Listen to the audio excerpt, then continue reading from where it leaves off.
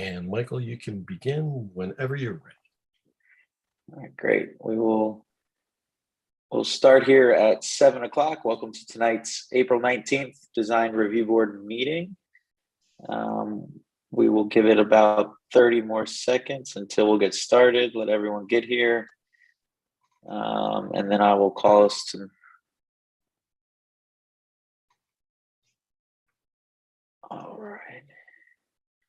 All right. So welcome to tonight's meeting, April 19th, 2022.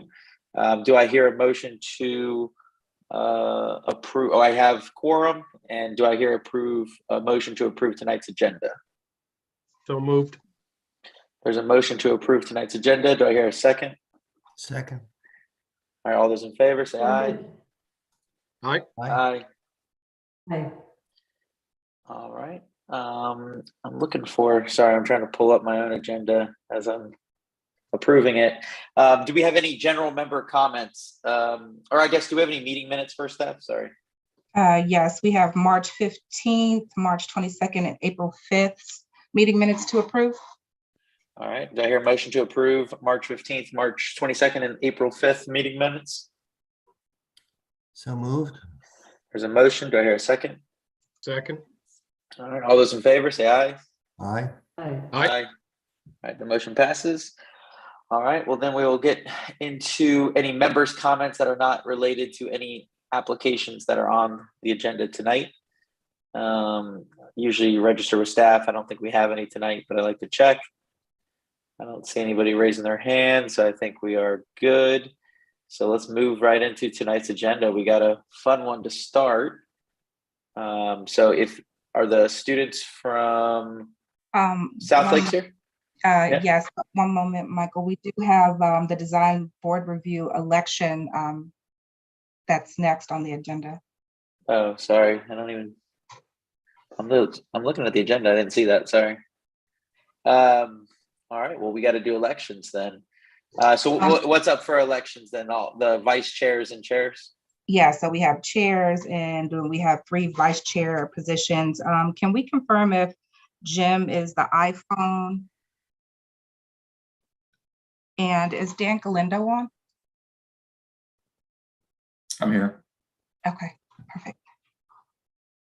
And Jim, are you the iPhone? I'm the iPhone, maybe?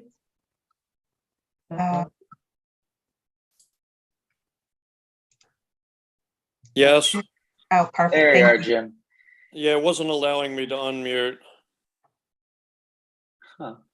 Hey, Lashonda, why does my agenda not have that there's elections? I only have, maybe I don't see the PDF in there, but I can only have the Word document. But anyways, well, we're doing elections tonight.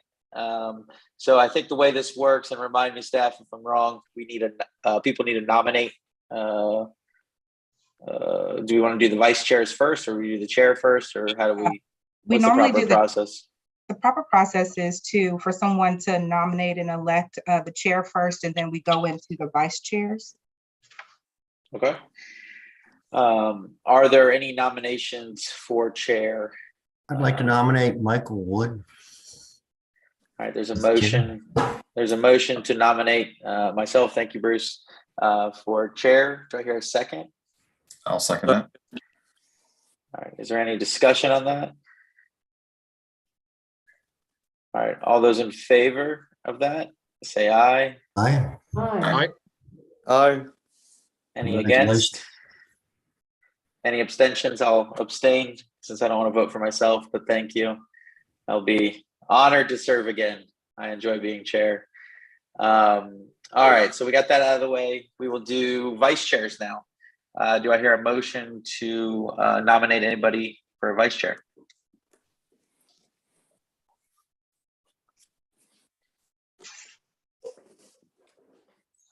I will nominate Mike B for vice chair. I'll second that. All right. Any further discussion on that? All right. All those in favor, say aye. Aye. Aye. Aye. Aye. Any against? Any abstentions? I'll abstain, and thank you, everybody. All right, motion passes. Congrats, Mike. Do I hear a motion for any other vice chairs? Excuse me.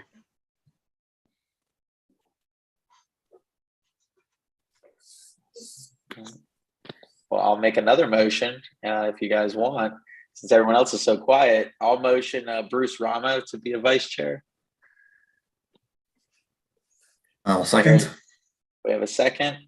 Any further discussion on that? All right, all those in favor say aye. Aye. Aye. Aye. Any against? Any abstentions? I'll abstain. All right, congrats, Bruce. Welcome back. And then we need one more vice chair. Do I hear a motion? I'd hate to be the only people motioning, so let's have somebody else motion for the next vice chair. I'll make a motion for Dan for vice chair. I have a motion for Dan Galindo for vice chair. Do I hear a second? Second. We have a second. Any further discussion on that? All right, all those in favor say aye. Aye. Aye. Any against? Any abstentions? I'll abstain. All right, congrats, Dan. Welcome back to vice chair. Thank you. All right. Staff, do we have any other election? That's all we have to do, right? Yes, that is correct. We don't have to determine panels yet. We'll either keep the same panels or reshift if needed, but That's correct. And I'll send an updated calendar out to everyone. okay, perfect. All right. Since I don't have the agenda that you're looking at, is there anything else or are we good to get started? We're good to get started. All right, awesome. If you could just, well, I guess it doesn't matter now. I'm sure I have the rest of it correct. All right, so first thing that I have on the agenda are the students from South Lakes for the STEM program, STEAM program, excuse me, for the Lake Thoreau Art Project. So let's take a look at this. Yeah, I'll start. My name is Marco Rando. I am the art teacher over at South Lakes running the STEAM public art program. Just want to give a shout out to Jim. It's been a while, Jim. Good to see that you're on board there. Also want to say we have an awesome team this year, a great group of kids that have been working since almost, I think, the third week since school started. It was a little bit of a slow start and kind of reorganizing the way we did things at STEAM, but they are steaming along. Sorry for the pun. I just want to thank in advance Mary and David Prochnow, James Penn, and Red's Table. They and Public Art Reston all had an amazing fundraiser that put together a calendar that proceeds came to our program, which will give us an awesome piece of work this year. So yes, so our students are prepared and ready to reveal a presentation to you that they've been working on. And I am just going to leave it from here and say I'm proud to be their sponsor. Awesome. Thank you, Marco. Okay, I don't know who's up first. I know they figured that out, but they'll take it from here. Are we looking at a slideshow? LaShonda, are you going to put that up or? Yes, I have the slideshow up ready, and you can let me know when to go to the next slide and to see who will be presenting first. Okay, I hope the crew heard that. So you're going to be letting Mrs. Graham know when to change slides. Okay, guys? All Yeah, right. LaShonda, right now I don't see the presentation up, just as a FYI. All I see is the calendar. Okay, give me one moment. And we have Sophia Pick as the first speaker, if she can unmute. Yeah, okay, do we have the slides up? Can you see the Okay. slides now? Yeah, yes, now we can see them. Yep, perfect. So this is the project we've been working on, Cerebral. If you go to the second slide, I can talk about what it means. So basically, our sculpture is going to be recognizing the beauty and complexity of the human brain. We've been talking about how the human brain is part of this like super intelligent force, which is the human body and all of the processes that the human body does subconsciously to keep us alive. And it's kind of, this project is going to be like raising consciousness of all of the things that our brain and our body does for us. And also, it's gonna kind of challenge in a way the idea that there is a right brain and a left brain that do completely different things. Even though we're gonna, in the sculpture, make note that there is the right side of the brain and the left side of the brain, we're also gonna be, displaying how those two parts of the brain work together and how they're a cohesive force, collaborating to sustain life and promote balance, which is also known as homeostasis in the body. So that's pretty much what our sculpture is about and what we're aiming to get across.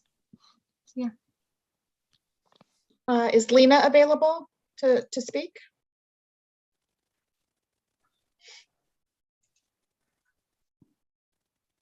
I'm trying to unmute her.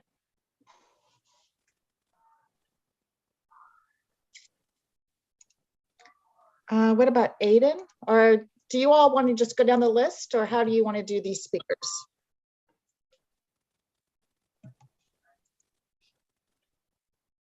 I think someone was filling in for the next speaker. Is Rhiannon here?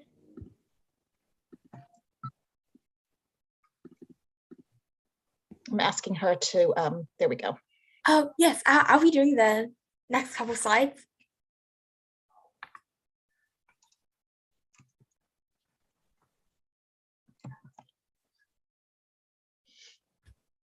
Hi.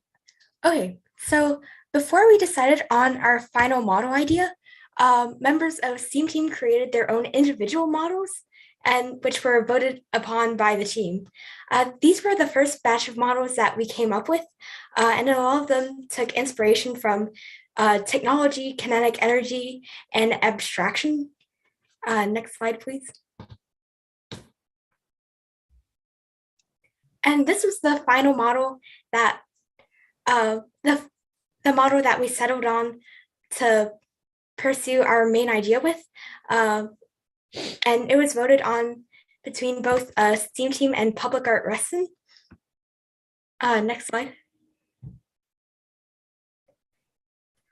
So here you could see that our team just kept playing with the idea of the human form, and specifically the silhouette of a face.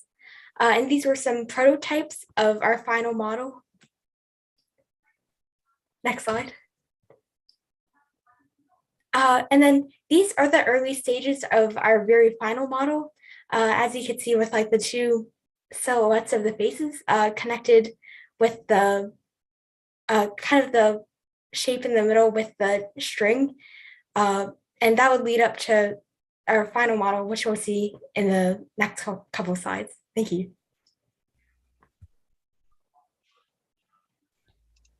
Now we have, go ahead. Good morning, I'm Andrew Wood. I'm here to introduce the framing for the sculpture. The sculpture, like the framework for both the side faces, it's going to be framed with 2x4s, and the outer layer is going to be mainly die-bound panels.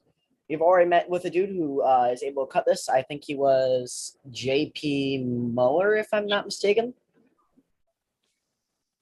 Yeah. The purpose of the framing is meant to hold the weight of that middle tunnel, as well as to support the down panels to make sure they stay upright the entire time and don't sway with the wind particularly badly. The structure itself will go down into the boxes, as you can see on the sculpture, in order to make sure it's structurally stable the entire time. I think that's the end of my bit. Mm-hmm. So this is our final model with visual design details still underway. This is kind of just the rough draft of it, of what the actual structural components will be. So one side will represent the right side of the brain. It'll be geometric, white and black, more logical, while the other side will be the left brain, colorful, chaotically playful. So as you can see, we put some colorful kind of clouds, bubbles that's on the left side of the brain to represent artwork that will be drawn by students and put on the die-bond panels there. Below, one of the numerous Simpson strong ties will secure the vertical and lateral members. The entire sculpture will also be tied down with aircraft cable, as done in the 5 previous installations, so we'll know it'll be successful. Evening lights will also be hidden inside platform boxes to prevent view from the shore.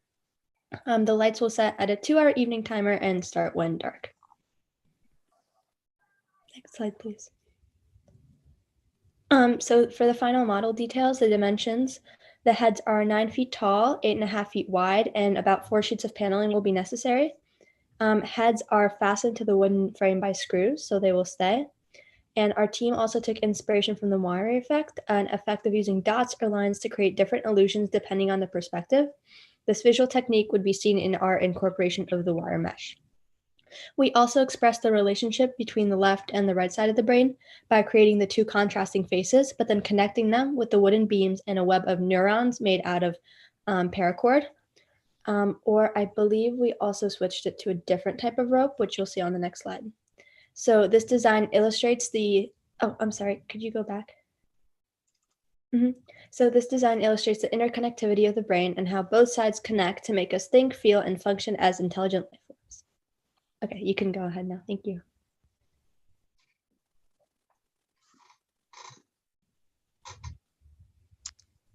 Joshua?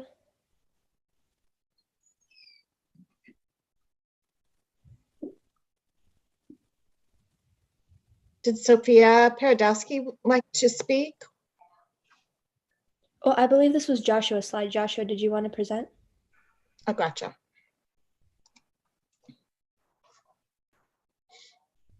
Well, I'm Joshua Garnett. I'm here to explain our references. J.P. Mueller, who's the Vice President of OEC Engineering, he attended one of our meetings along with Phoebe Avery, one of the public art representatives. With them, we practiced presenting to a professional, and we also discussed the impact of our materials on our audience. He actually introduced us to the idea of the moire effect, and also how wire mesh will change forms from different perspectives. In the end, we received critical feedback from him and are incredibly grateful for his support on this project.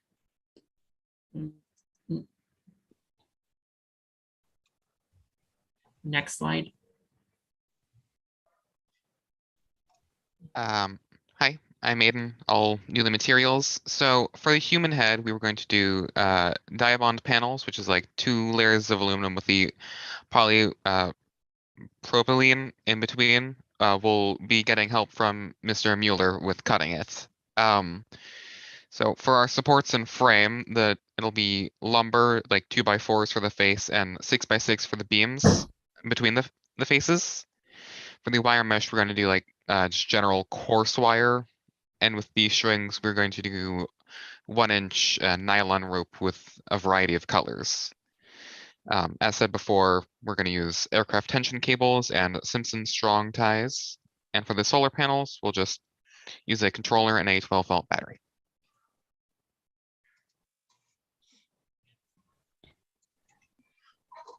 Thank you. So we would really love to have this project up before summer, or very close to completion at least. So it would be great if we could get a final decision today if possible. Thank you. Great, thank you so much. Great presentation. Thank you for listening. Appreciate you guys coming out. Sorry we couldn't do this in person to kind of see. I always like seeing the models in person, but the pictures were good. So what I like to typically do is kind of go around the room to the board members and kind of get any feedback they may have for you all. And then we'll go from there. Okay. So Mike B, did you have any thoughts?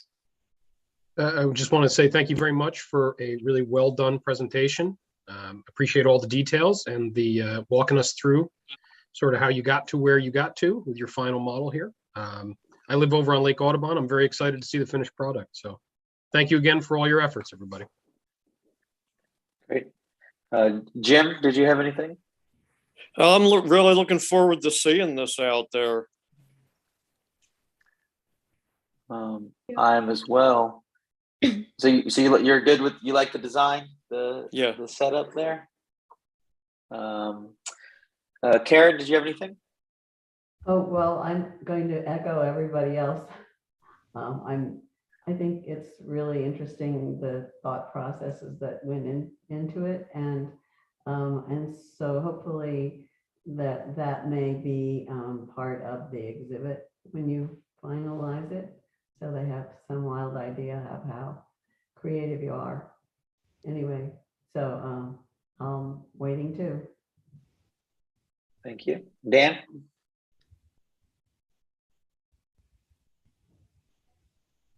Dan, there? I'm sorry, I'm muted. What were the box bases going to be made out of?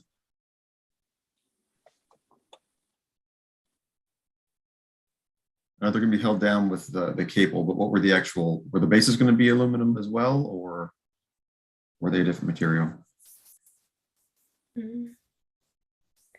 I'm not sure if we've concretely figured that out yet. I know we for sure had some ideas, but that shouldn't be too difficult to establish. We can just look at what has worked with models in the past, and we'll make a note of that and definitely get back to you on that. Is that okay? Sure.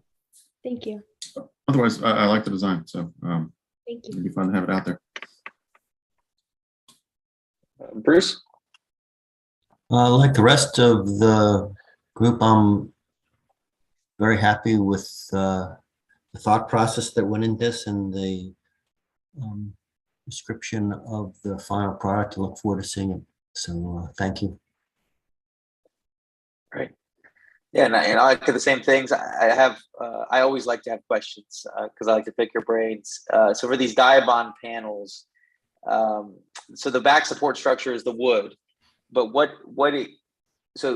trying to wrap my brain around what color these are going to be. So it sounds like the left one is going to be the more colorful, playful side, and then the right side is the more black and white. Is the Diabond panel going to reflect that as well? So the Diabond will be black and white? Yeah, so we've directly printed on Diabond panels before, like we are doing for the RTC sculpture. So we definitely have the funds for it this year where we could do a really cool and complicated, intricate design. So that the Diabond panels would directly have the illustrations that would be on the heads. Okay. Yeah, so I think I'm all for final approval. I don't know if Marco can weigh in on what those boxes are going to be, if those are, if you guys have used those before, or if they're, just made out of wood, covered in plywood, or kind of what the plan is there. I'm all for it. I'm happy to do full approval, and then maybe you guys can just submit us what the sides of each head is going to look like, just so we can visually see it before it goes up. And I trust you guys to make the artistic interpretations that you guys are achieving. So I just want to see it beforehand. That's the one benefit of being on this board. So Does Mr. Stone be unmuted? Yeah, is Marco, are you there still? Oh, can you unmute him real quick, Steph? I just sent him a note to unmute. Okay, there you go, Marco. Thank you very much. Yeah, the boxes, so part of what they found out with the engineer was the boxes are going to be part of the 2x4 structure. It's going to be integrated into the upright structure for the greatest structural integrity. And the boxes will be covered, we're thinking, with the same Diabond panels. These Diabond panels are extremely strong and lightweight. So that is the idea for the boxes. As far as the artwork and the colors, they will be willing to, once they've defined that those details, they will be sending them to the board for further approval. Okay. Yeah, and like I said, I think we could still give you guys full approval to keep proceeding. We can just administratively take a look at those. We're not gonna hold up the approval because of that. I'm just more curious of what those look like. So I appreciate the clarification. Yeah, greatly appreciated. We trying to meet this deadline, so we want to get in the process of fabrication. So we just wanted to hear the kids wanted to hear the go ahead. So we will be. Summer's coming soon. Yeah. The past teams have worked into the summer, so I don't. It's an incentive. Didn't we get a few minutes of summer the other day? Yeah. Yes, exactly. It'll be 80. It'll be 80 again this weekend. So, all right. Well, if I could go, is there anybody who has a motion that they would like to do on the application? I'd make a motion to approve the application as submitted. All right, we have a With the motion to request approve. that we be able to see the, just for our, not for approval, to see the final design has been explained this evening. Yep. Yeah. So we have a motion. Do I hear a second? Second. Oh, multiple seconds. I like it. All right. So any further discussion? All right. All those in favor say aye. Aye. Aye. Aye. Any against? Any abstentions? All right. Motion passes. Good luck, guys. Thank you. Thank you. so much. Thank We you very really much. appreciate it. Thank you for coming out. And just to Great meeting. clarify, Michael, that was for final approval. Correct.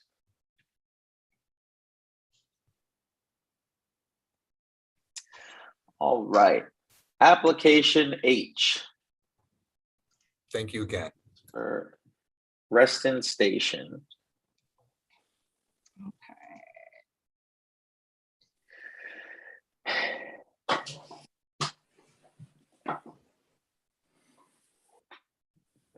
Scott, are you the representative for Reston Station?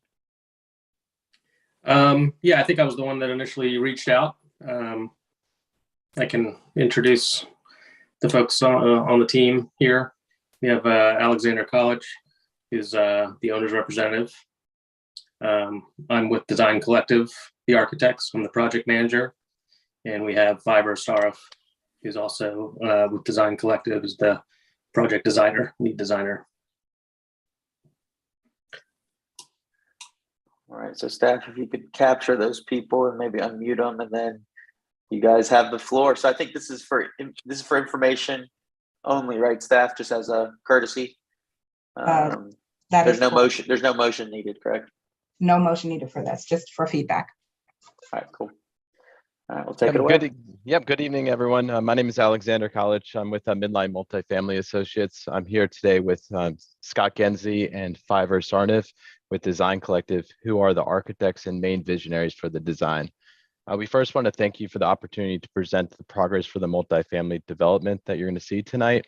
We're very excited about this project, which is part of the overall Reston Station Master Plan, formerly known as Midline. Our team previously came before your committee in September of 2020 to present the townhomes within the development. The main design vocabulary they discussed came from the existing context to the east, as well as the mixed-use developments across Wheelie Avenue.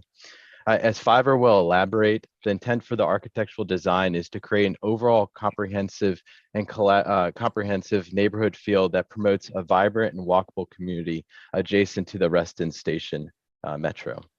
About the design, the project is a 7-story structure that contains 229 residential units.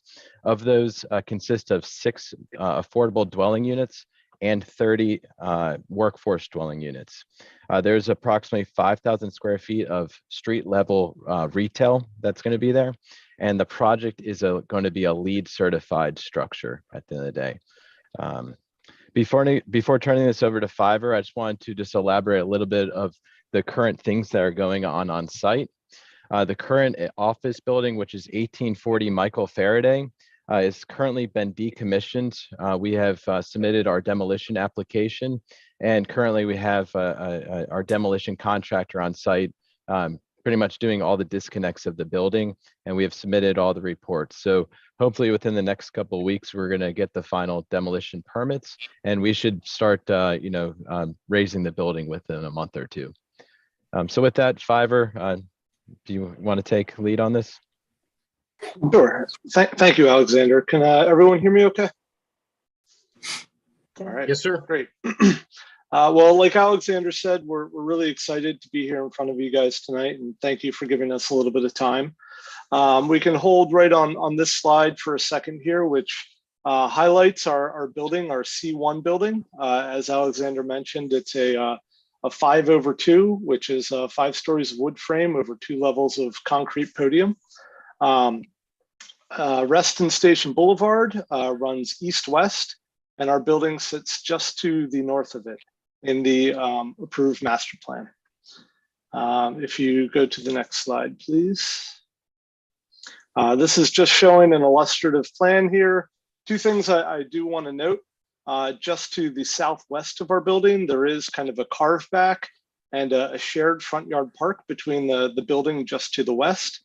And to the east of our building, there's a larger, what we're calling kind of the passive park, a place to go and throw the Frisbee and run with your dog, with the primary retail being along Reston Station Boulevard.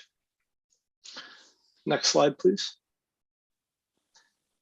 So in developing kind of a narrative for the concept design of the building, we really wanted to let the southern portion of the building along Reston Station serve as the front porch for the project, and really serve as a transition point between the active hub to the west, which is kind of that front yard park, and what we're calling the park oasis to the east.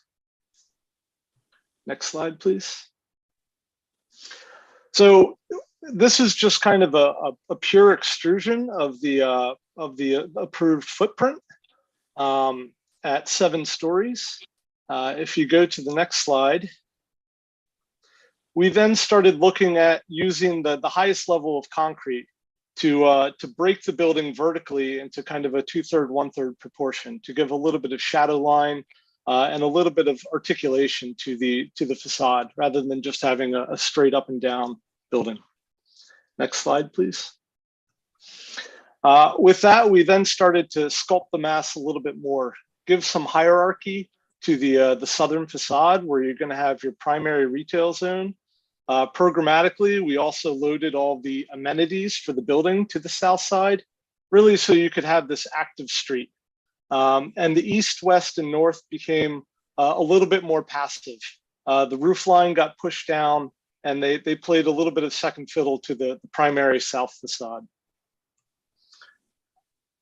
So this starts to diagram the narrative of this thing. The front porch being the south face, the active hub encapsulating the retail, the mid-block entry for the building along Reston Station Boulevard, as well as the retail anchoring the west side and the east side along Reston Station. Where you see passive in that view, where we really wanted to create good streetscapes, so we pushed to maintain walk-up stoops and walkability for the neighborhood. And next slide, please. And after about a year of work on this, this is kind of where we ended up. We're really excited about the direction of this. There's the palette. We're kind of playing off the existing townhouses that are going up there, using white and a rangy black flashed brick, as well as incorporating softer wood tones and warm tones to complement that.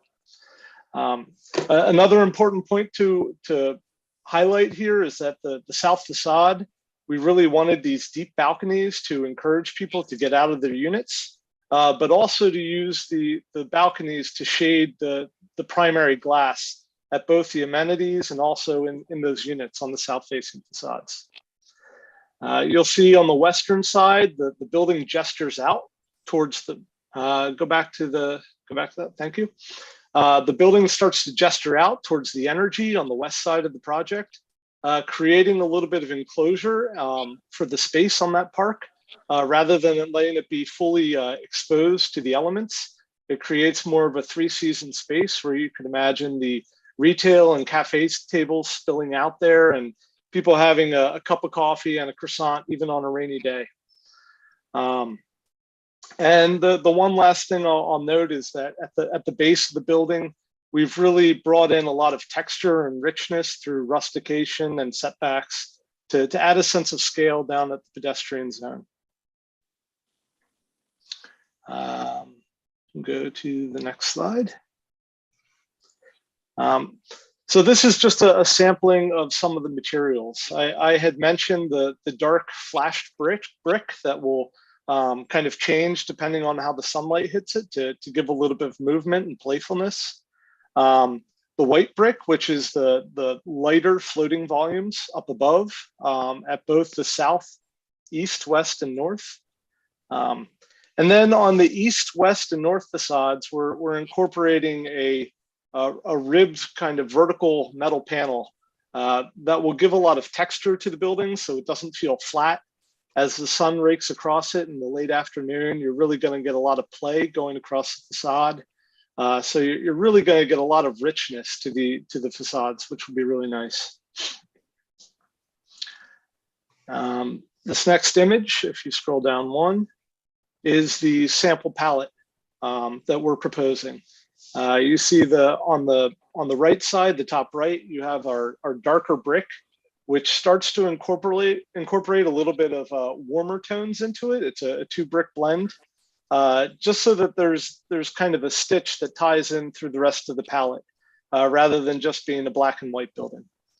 Up at the upper levels, you have the white brick, and just to the left of that, that's that kind of formed corrugated panel that has 3 different panel shapes as you move across the facade to give a little bit of range and playfulness to it.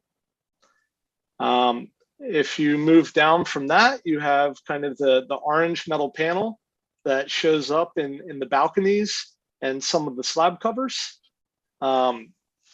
Just next to that, you have the wood tones that start to highlight the soffits that overhang the southeast and southwest corners of the building. Once again, to add more richness and texture and make it really feel like a place that you want to sit and spend a lot of time. At the top of the building, on the east, west, and north facades, you'll get fiber cement panel with orderly, rich, deep reveal joints. And to the right of that, you start to see the cast stone. The dark would go above any of the dark brick, and the lighter cast stone would go above the white brick. And right now, the windows that we're proposing on the exterior would be a dark frame black window.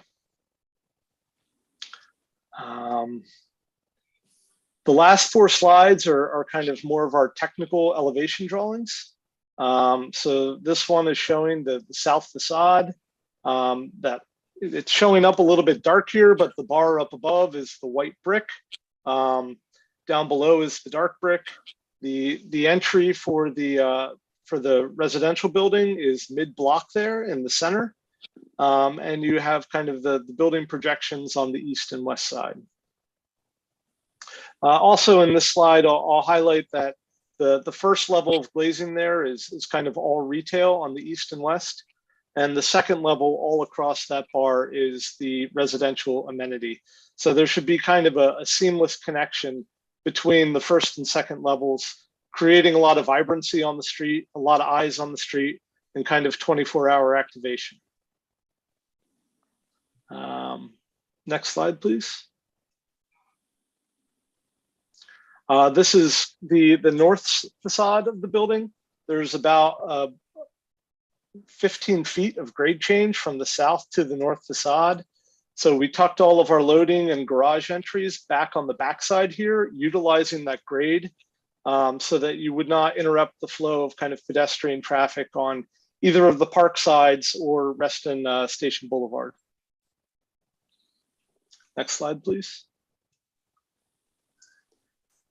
This is the east facade facing the larger park.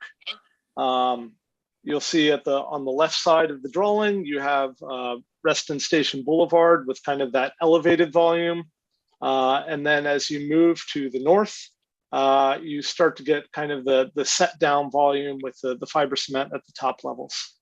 And there's a very similar kit of parts and language to this building, to all the facades, which was intentional, but giving a bit of hierarchy to that south end was something we felt was pretty important.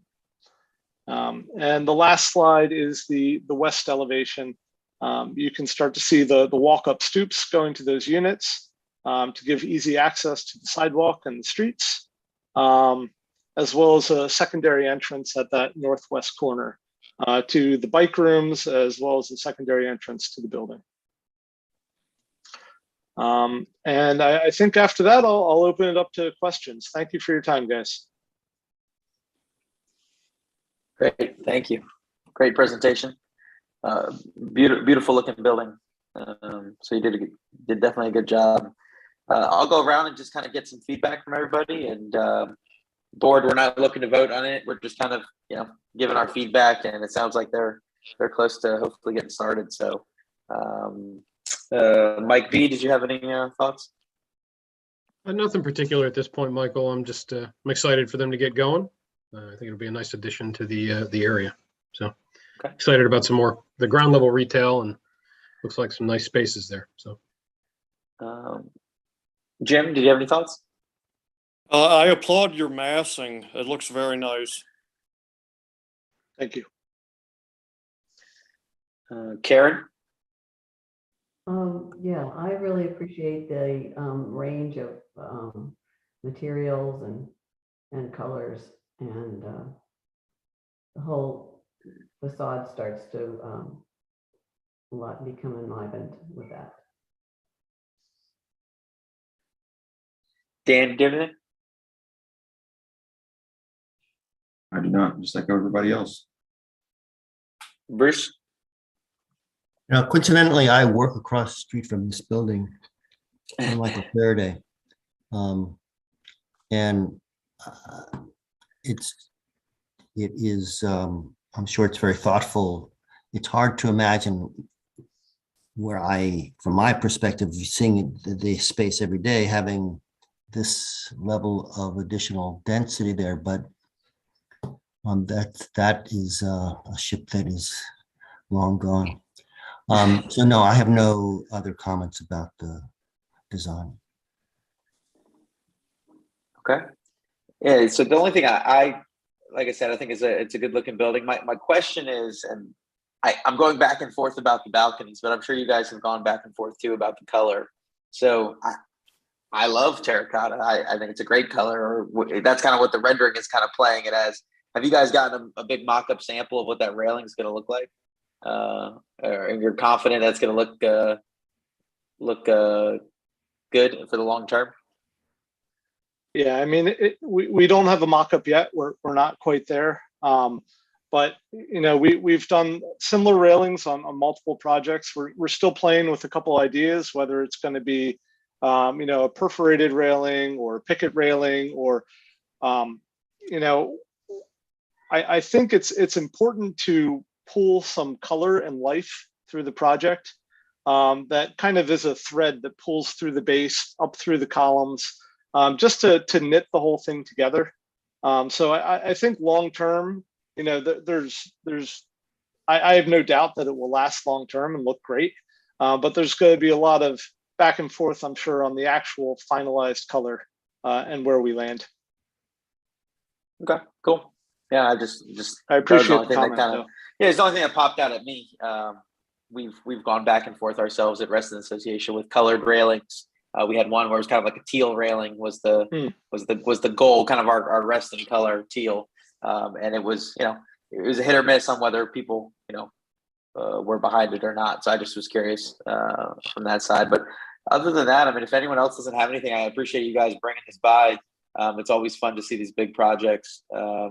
And that corridor is slowly taking shape. Finally, the old buildings are going, and these bigger buildings are coming in. And I know Comstock is working hard across the street and has been for years.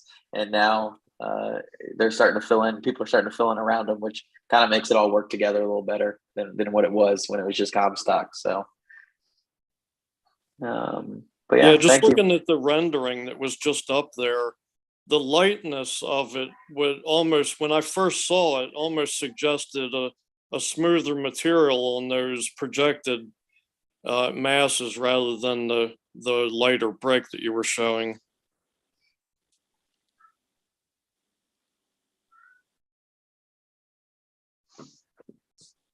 Yeah, and I think that is all brick, right? The 4 stories there and the 5 stories on the left hand side. That's going to all be that white. It's just going to be white thin brick, I'm assuming. Right? Yeah. No, it's going to be full depth brick because it's bearing on the concrete podium. On that left side, what goes up and over is going to be fiber cement. The brick is only 4 stories on the west and east side, but it is a full 5 stories on the south side. Gotcha.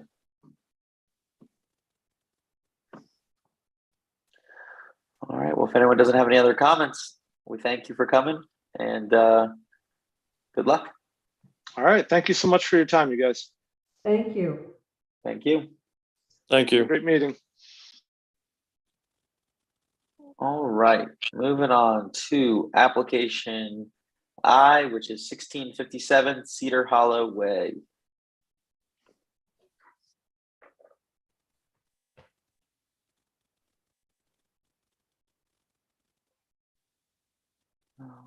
Is this, it's an, staff, is this an appeal or it's a, what exactly is it? This is an appeal of a con decision that went before the March 24th panel. And a motion to deny was made, but the motion actually failed with no further action. So it had to be deferred to the full board for review. Interesting. Okay. So is there anybody who cannot vote on this then?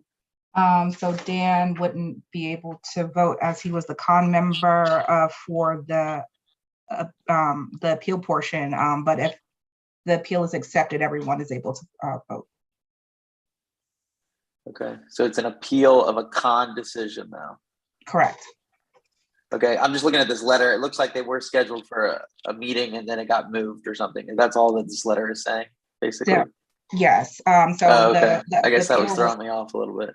Yeah, it was heard at the March meeting, but the motion actually failed. We had one abstention and one that voted against. Okay. So what, and just to clarify again, sorry, what exactly are they appealing? The full decision or just the windows? They are appealing the windows and the railing. Just the windows and the railings. Okay, but the rest of the decision is standing as already. That is correct. Okay. Okay. But now technically doesn't the appeal, I guess my question, that we went back and forth on this on another application. I don't know if Tony's here. So it doesn't, the appeal to me then, doesn't that reopen the full application again? Or is that, Tony, are you on to weigh in on that?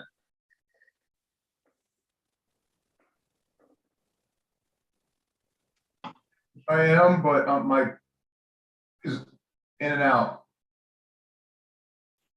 Yeah, your service is not good.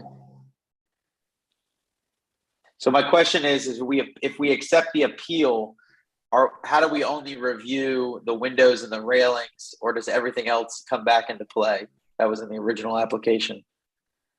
It'd be a de novo review. So you would okay. The whole we application. re-review everything. Okay. All right, just checking. All right, so is the appellant on? Yes. All right. So for an appeal, you need to prove that a guideline, a design guideline was misapplied, or that there's new information available when the decision was made. So you have the floor. Okay. Thank you. Can you hear me okay? Yes. Okay. First, I'd like to thank the board for approving the front railing. At the recommendation of the fire department, I put in the front railing after my partner Rodney Ramsey had a stroke in 2020. As you can see from the second to last picture, you can see both railings as you come up the driveway, and for consistency, I matched the railings. So to recap, for the railings, the new information is you can see both railings when you come up the driveway.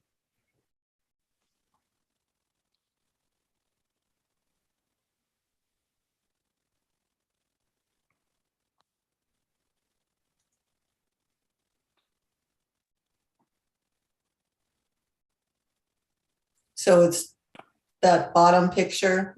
You can see both railings when you're on the driveway. So if they were two different colors, it would look kind of weird. Okay.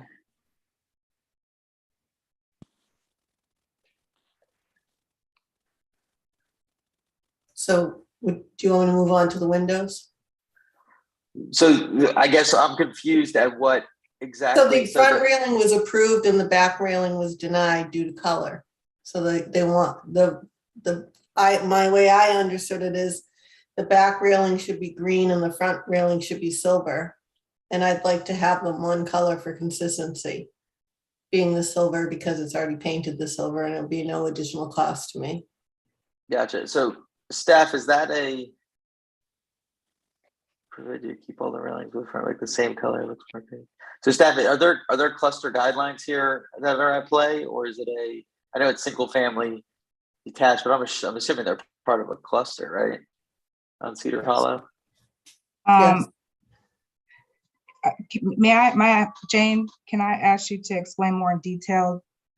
This is a single family there, which is not in the cluster. Sure.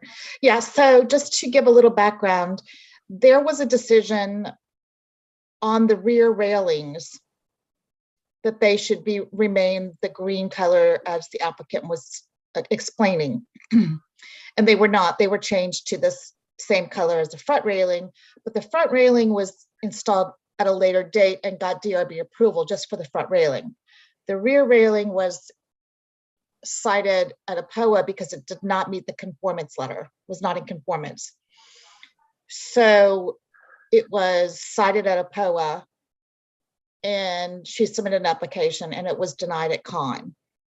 And so that's what they're here for, is to say that she wanted the front railings to match the rear railings, which they do now. Gotcha. Okay. And is the green, was that something that was part of the original builder design, that it was to be green in the rear? There's a letter in there, LaShonda, if you want to look for that approval letter for the rear. Yeah, I mean, I see it on slide 38. It says, that the existing Gulick metal rail will be used on the section of decking that is 18 inches above grade, and that the design and the color of the existing rail to be maintained or retained. But I'm assuming that's saying retaining because it's the green color. It doesn't put that in here. But then there's pictures that show the green, pretty clearly. So basically, then I'm just trying to clarify everything. So then the applicant submitted to have them be painted silver to match the front rail that we already approved that is painted silver. Is that correct? The front railing was installed at a later date.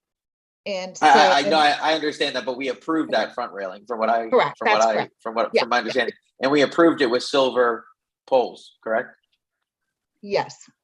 Okay. And now the rear railing matches this railing. All the rear deck railings match basically the front railing that we approved already. That's correct. Okay. All right, cool. Okay. So that's the railing situation. So then you're also appealing the window decision, right? Yes, sir. All right. So if you could walk us through that one, please, that'd be great. Okay. So for the windows, the new information, 5 of the homes on Cedar Hollow Way in the cluster have dark stain and white windows. Regarding the double hung windows, 1/3 of the homes on Cedar Hollow Way have at least one double hung window, and I can provide pictures upon request.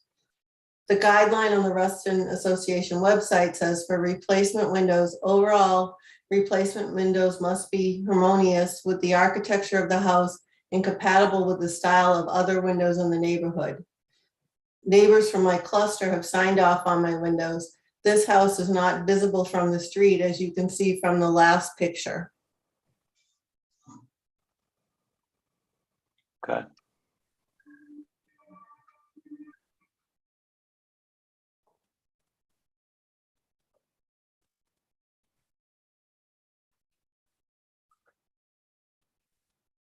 All right. So. Oh, I wasn't done. I was hoping you could show the last picture. Oh, yeah. What to use the last picture, I guess. It goes into kind of the older pictures. Is that? Oh, okay. Just on the appeal, I guess I didn't have in the appeal, the last picture, it was like right after the one with the railings. Yeah, that's my house, 1657. See the car, my house is in front of that. Okay. And that's what you see if you're driving down the street. It's not visible event. People are surprised that there's a house there. Gotcha. Okay. So do you want me to continue or you? Yeah, no, that unless you have any more things to present. Well, I just wanted to talk for a minute on a personal note.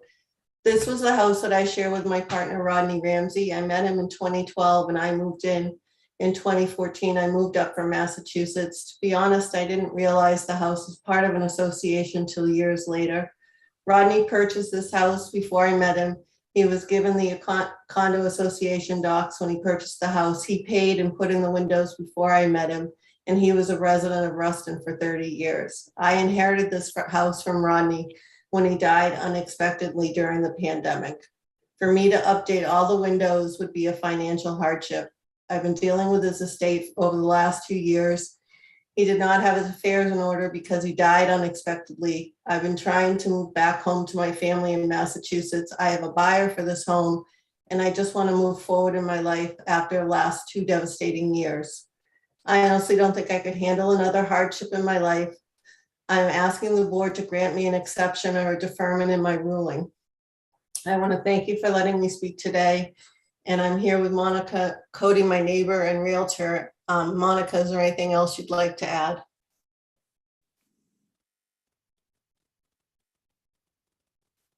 Do you need to unmute Monica? Yeah. There you go. Hi, everyone. Hi. Thank you, everyone. And thank you to Reston, because all of my dealings with you are always very good. And I'm very appreciative of the work that you do. And thank you, Teresa, for allowing me to speak with you or on your behalf. I am a direct neighbor to Teresa. We share property lines. I'm actually in one of those houses. I'm 1655.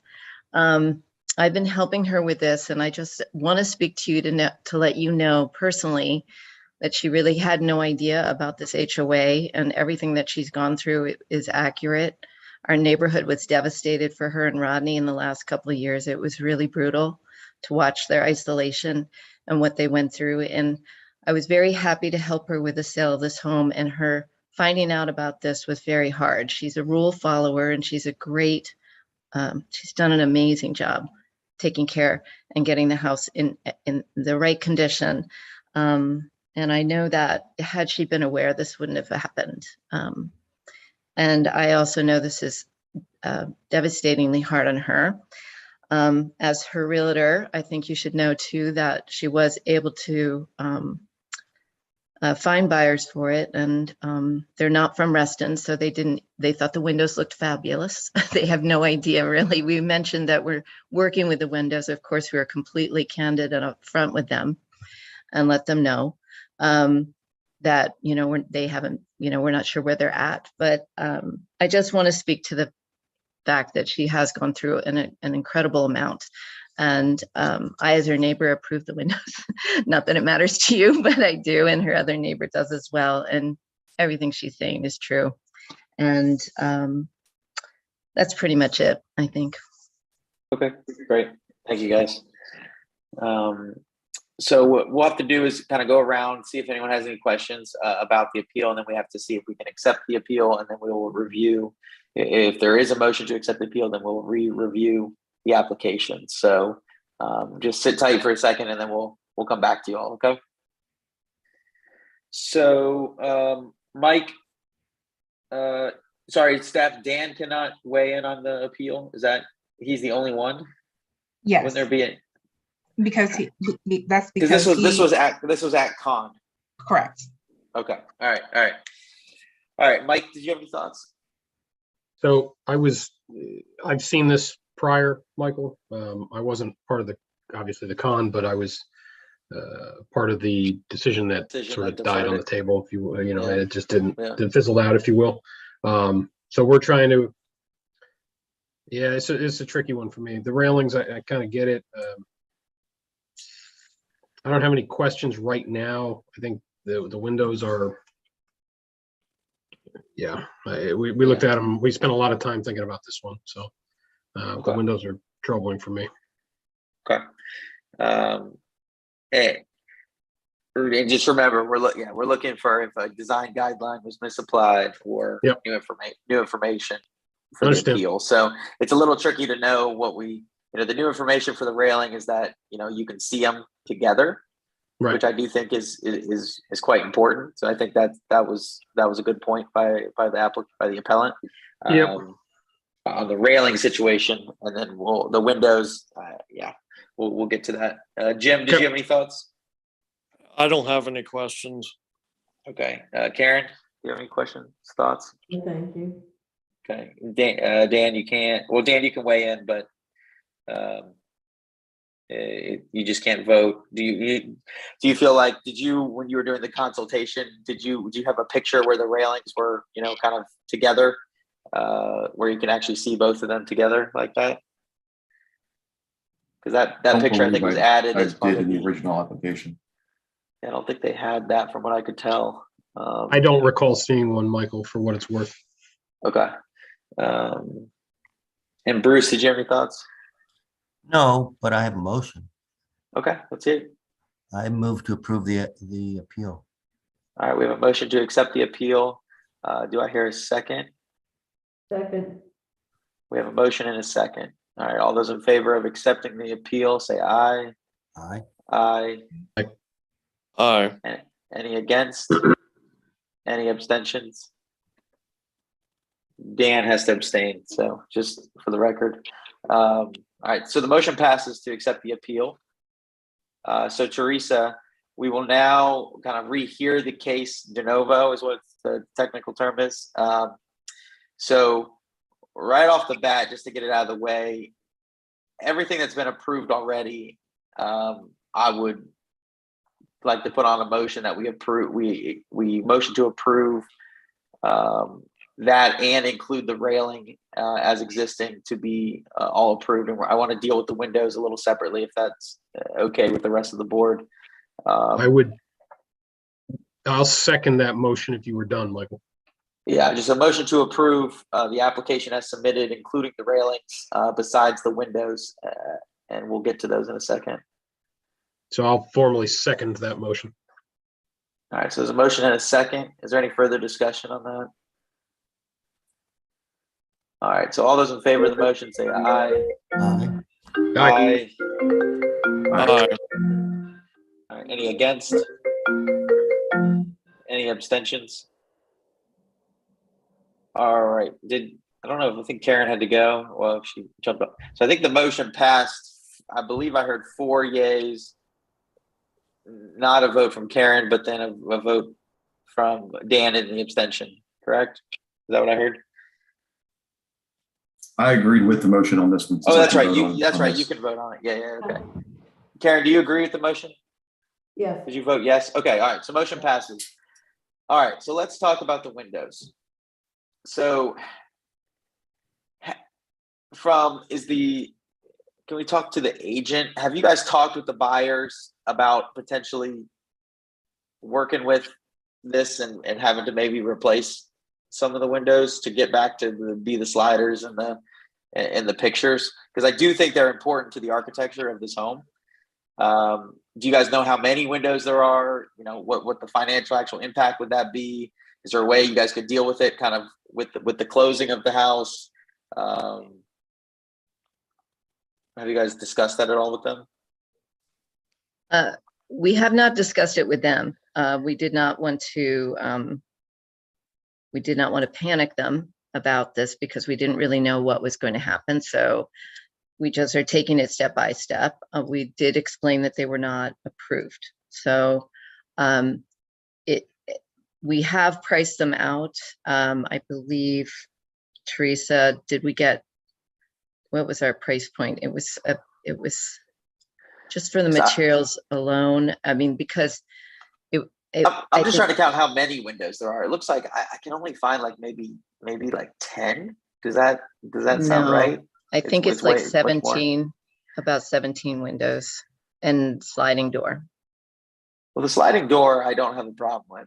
I mean that the sliding door is fine. The white to me it's kind of been like the ship has sailed in the neighborhood where there are already white windows. So I think the white is not an issue. Okay. Obviously, a lot of people haven't replaced like those angled windows there and just kind of left them to be the original glass. and they've replaced other. I mean, I drove through the neighborhood to just kind of get a feel for kind of what the situation is, but there's really, I did not see any double hung windows because they don't really go with the architecture of the home, and that's the biggest kind of issue. These are kind of these contemporary Gulick built houses that a double hung, unless there's a very small one somewhere. I can't imagine there's any houses that have them. So go ahead. As stated, there are actually 11 homes out of the 28 on Cedar Hollow Way that have a double hung window very prominently right over the front door, which is, after extreme conversation over the subject matter, we are pretty convinced that is what Rodney saw. So if you'll look at the photos, Teresa, did you upload those? It's very, very visually prominent. Now, of course, it's only one window, but it's literally over the front door and quite large. So it really looks like there are double hung throughout the neighborhood, unless you walk around, since there's only one window showing on that home, which the model looks almost exactly the same. People not really knowing the neighborhood yet and really understanding there are basically 4 models here. They all, except for one, my house, which has the most unique, tall, prominent thing. Everyone else has this long pitched roof with a 2-car garage. Teresa, I don't know if you brought those photos or added them, but I think you might want to see that. It might influence you a little bit to say, wow, actually there are double hung, and it was what the original architect designed. Not for this model though. Yeah, are they there? And what's tricky, I don't think we have any of those pictures. Teresa? Staff, correct me if I'm wrong. These are included in the application. Teresa, do you have them? I have them. I can share them. I'm sorry, I was muted and I couldn't talk. That's why I was waving. So hopefully someone would, if you let me share, I can show you all of the double hungs just on Cedar Hollow alone. We're not even just talking on, yeah, they're also on Moss Point, but we thought, which is, the next, that's kind of the little 2 streets that we have. They're also equally probably on Moss Point as well. You might want to take a look. It might help. Yeah. I'll go fast if you let me share. I promise. I won't. Yeah, unfortunately, I don't think we have the ability to let you share stuff without submitting it kind of formally. I see. All right, I can give you the house numbers if that would help, of who has double definitely hung. I think it would definitely help staff. I think the big thing is, just because somebody else has it doesn't necessarily mean it's approved. Well, no, it's the original design. It's the original. I have been in this neighborhood multiple times. I'm trying to picture what you guys are talking about. I mean, there's sliders right above all of the front doors on the 2nd story. There's picture windows. I just can't picture the double hungs. So double hung. Yeah, I mean, if you let me share for 30 seconds, I can show you. If you pull up I'm going to draw a blank on the name of it, but Street View on Google, there are some that there's a facade, the door, and one window above it is double hung. That's the only window on that entire facade on that style of house. So it's not the entirety of the house like this one is, but there are some that you can look at that way. Okay. Yeah. I mean, the one house I see that may have it, but I don't believe, is 1659, which I think is right in front of you. Yes, that has a double hung. Correct. That has a double hung right up kind of above the front door. Yes. But other than that, all the other windows are all sliders. Yes. Yes. Yeah. I think with this model, unfortunately, I don't think the double hung work. So I hate to say it, but that's why I was trying to see if there's a way, to pull the advantage of this hot market, that maybe they can, agree to replace the windows as part of the sale. Yeah, they're brand new windows. It seems kind of wasteful to throw them away. You said that they were put in before 2012, so they're not new windows. I mean, they're over 10 years old at this point. I'm not trying to be harsh. I could just deny you completely, but I don't want to do that. I'm trying to work with you. So no, I guess I meant they're not the 1980s, but yes, correct. Yeah, I agree. So unfortunately, I know the situation is difficult, and that's why I'm trying to kind of work with you guys to try to find a good way Thank you. to kind of come to a resolution here. I just unfortunately think with this model home, it doesn't work. I think there's on the right side elevation, like I'm on slide 22, staff, if you could go there real quick. Yeah, so right there, that right side picture, that window I think is okay to stay with that. So you have your circle window, and then to the left of that, you kind of have what appears, I don't know if that's a double hung or not. It looks like it's more of like I forget the proper name of it. But it's that window looks fine. It's more of, I think, if the front facade, if we could find a way to kind of clean this up to make it look back to the original, I think that would be the best kind of option. So what I do know is I believe the ones in the kitchen that you're saying in the front, those weren't windows, they were sheets of glass, and he made them windows instead of sheets of glass. I mean, we can talk to see how put them all back to sheets of glass, the ones that were made windows. Yeah, I'm sure they were probably picture windows is what they call it, which is basically non-operable window, which is essentially a sheet of glass. But that would be what they could be put back as. And then the rear elevation, I'm on slide 28, staff. I think, those two windows are prominent. The second floor one and that first floor one that's outside there. I think if those two went back to sliders, and you could leave the double hung that's back there on the face of the patio door, I don't think you really see it. I think it's kind of tucked back there. I wouldn't be too worried about that one. But I think we could come to some sort of, kind of resolution to kind of try to get this back to the original as close as possible. Would be my preference. And I don't know how the rest of the board feels about it. But let me go around the room and see if anyone else has any ideas, and we'll come back to you guys. Okay. Mike B, did you have any thoughts on the windows? No, I mean, I think the path you're going down, Michael, I think is a reasonable one. I mean,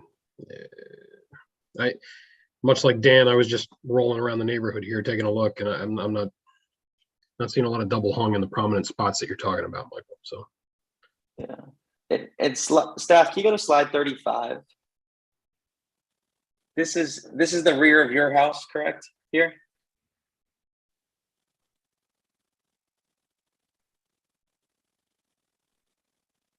No, that's the front. Oh, this is just the other angle at the front. So these, yeah, those are the two bathrooms and the bedroom. So some of these windows are already sliders. So I guess my point is it seems like there's not that many that would need to be kind of updated. There's a couple of these major big double hung windows that I think need to be kind of switched back to be the sliders. But those windows are already all sliders.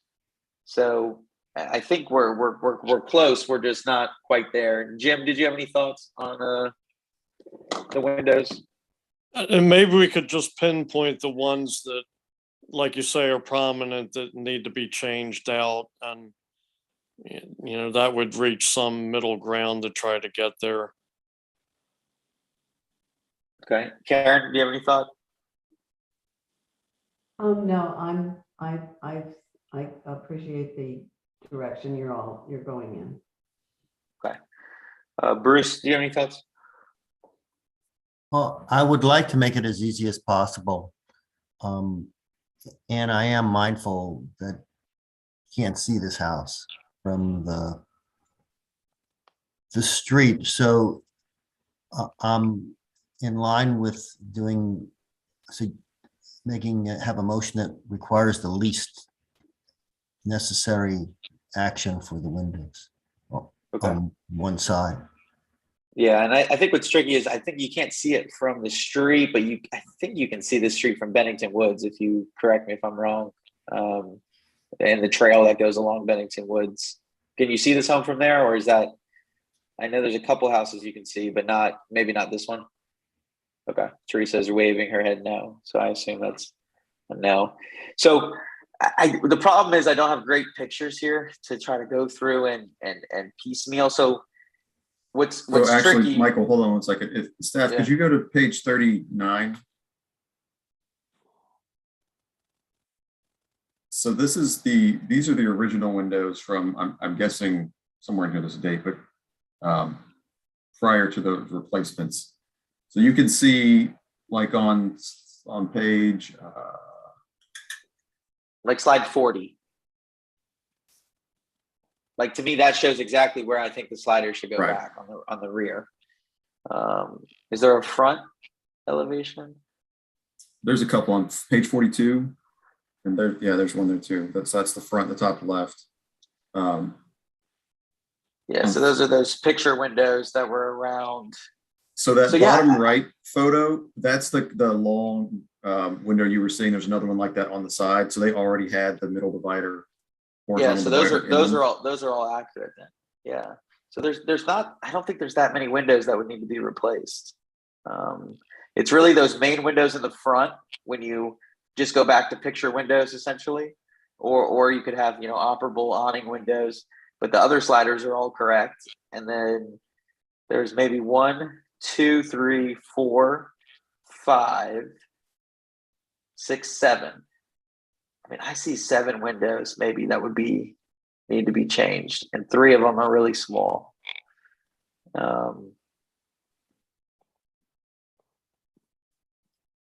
Because even if you go to stats, if you go to slide 40, even if you look in that kind of dark covered area, I swear you zoom in on that, it looks like a double hung window way back there. It looks like there's a middle sash on it.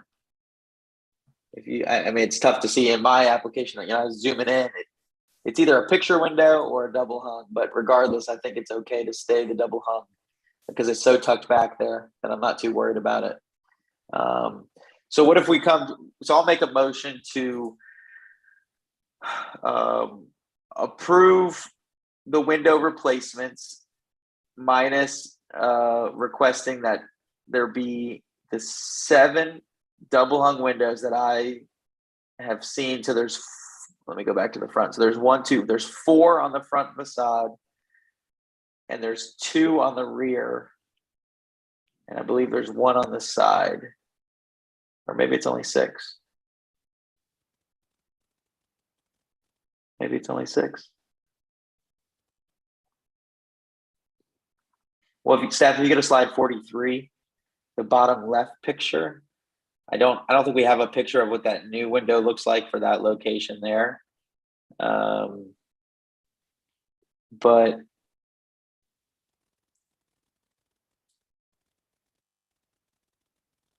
I would make a motion to replace those prominent windows that are kind of on these elevations to be replaced with the original slider style window. Slide 22, I think staff shows that same.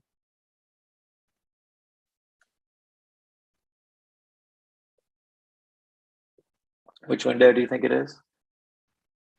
Next to the round window? No, because I think that's one of the regular, that's okay. That window's okay to stay. Yep. Yeah. Like those. Is it possible that we could circle which windows need to be replaced?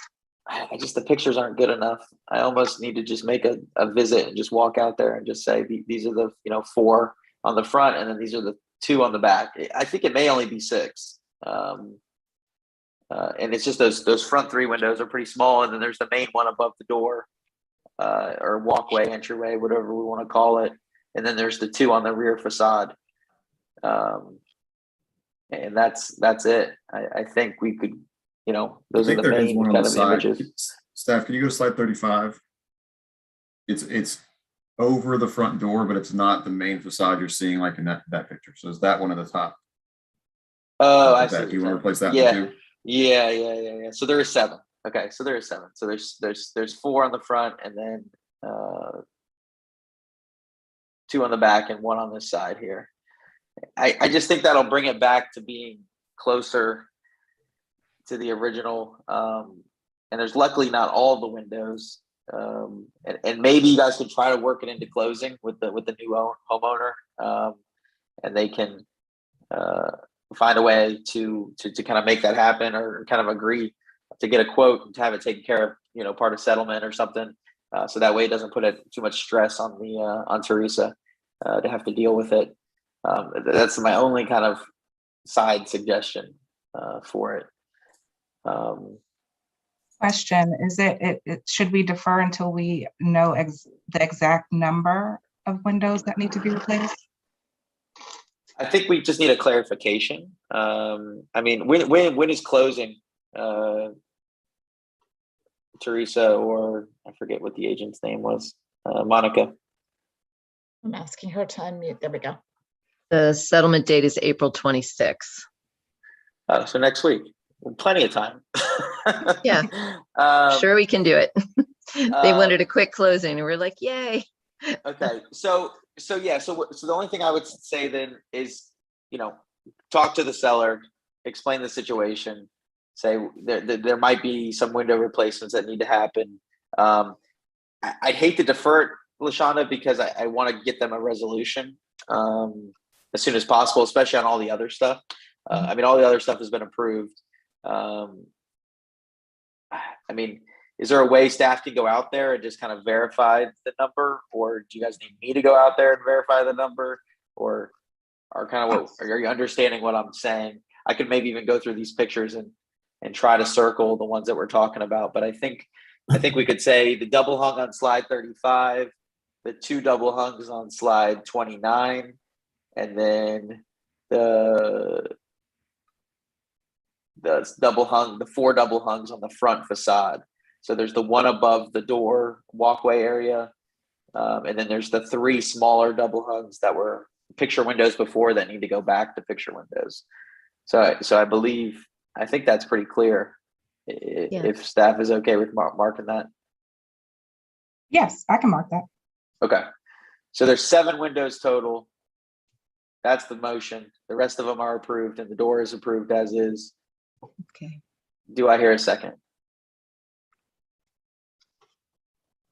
I'll second. All right. So there's a motion and a second. Is there any further discussion? All right. All those in favor of the motion, say aye. Aye. Aye. Aye. Any against? Any abstentions? Karen, I don't know if I heard you vote. I did. You said yes, and Jim said yes. Dan, you said yes? Yes. And Bruce said yes, and then Mike, you said yes? I think maybe it was Mike. I didn't He's hear. muted, Mike. but he raised his Oh, hand. Mike, you're muted. Okay. All right. Motion passes. All right. Thank you, guys. All right. Moving on to application J. What is this for? This is for 11011 Ring Road. So this is basically to renew a decision that is expiring or already expired. It already expired. Okay. All right. Is the applicant on? Good night. How's everybody doing? How's it going, sir? Not bad. Thank you for taking the time to have this meeting. Appreciate it. So you are the owner of the last undeveloped lot in Reston, huh? I don't know if it's the last one, but it feels like it's the last one. I don't know if that's a good thing, but yes, I am. All right. So if you want to walk us through your application, I think honestly the whole board is probably turned over. I mean, maybe Bruce, do you remember this one from back in 2017? Were you on the board then? I think it was just before I'm involved. All right. So you have pretty much all new board members. So walk us through kind of what you guys are doing, and then we'll let you know if we have any questions. Okay. Okay. I wasn't sure exactly how much detail you guys wanted, because last time it took about 5 months to get this approved and about 4 elevations to actually go through with all the details. It's a single family new build home. I'm not sure if you still have the old documents or were able to review it, but I put in everything that the board basically made changes on. So with all the different materials that they approved. Okay. So the application is exactly the way we already approved it 5 years ago. Exactly the same way. Okay. I think pretty much down to the individuals who were on the affected parties list as well. Okay.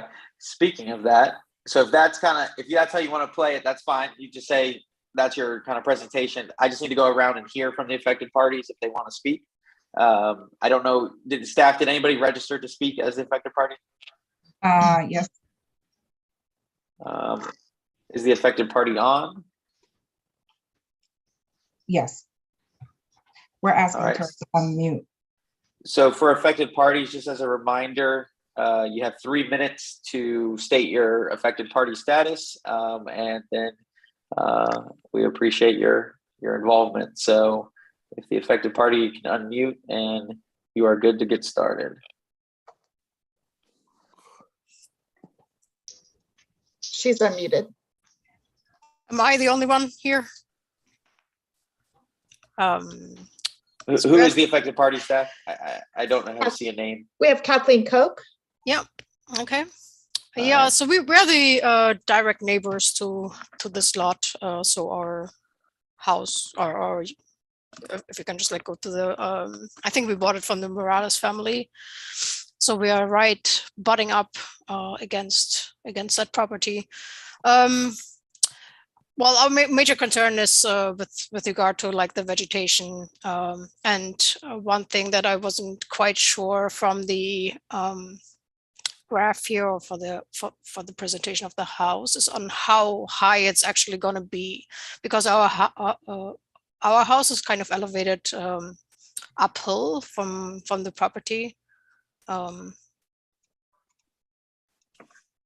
And I think there will be some grading done as well. So I'm just concerned on how it would affect our property. I'm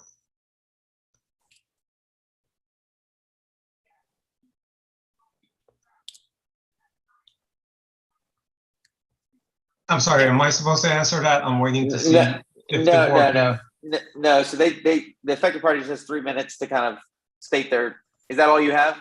Yeah, well, and then with regard to once the building actually is going to start, on how our vegetation will be affected. So because we have a couple mature trees right at the property line. So we just wanted to get the applicant's input on that and on the thinking around this. But other than that, no major concerns. Okay, thank you. We'll make sure to talk about that in our kind of feedback with him. Staff, are there any other affected parties that wanted to talk? There were 3 more, Michael, but they're not on the call. Okay. That I can find. Yeah. Okay.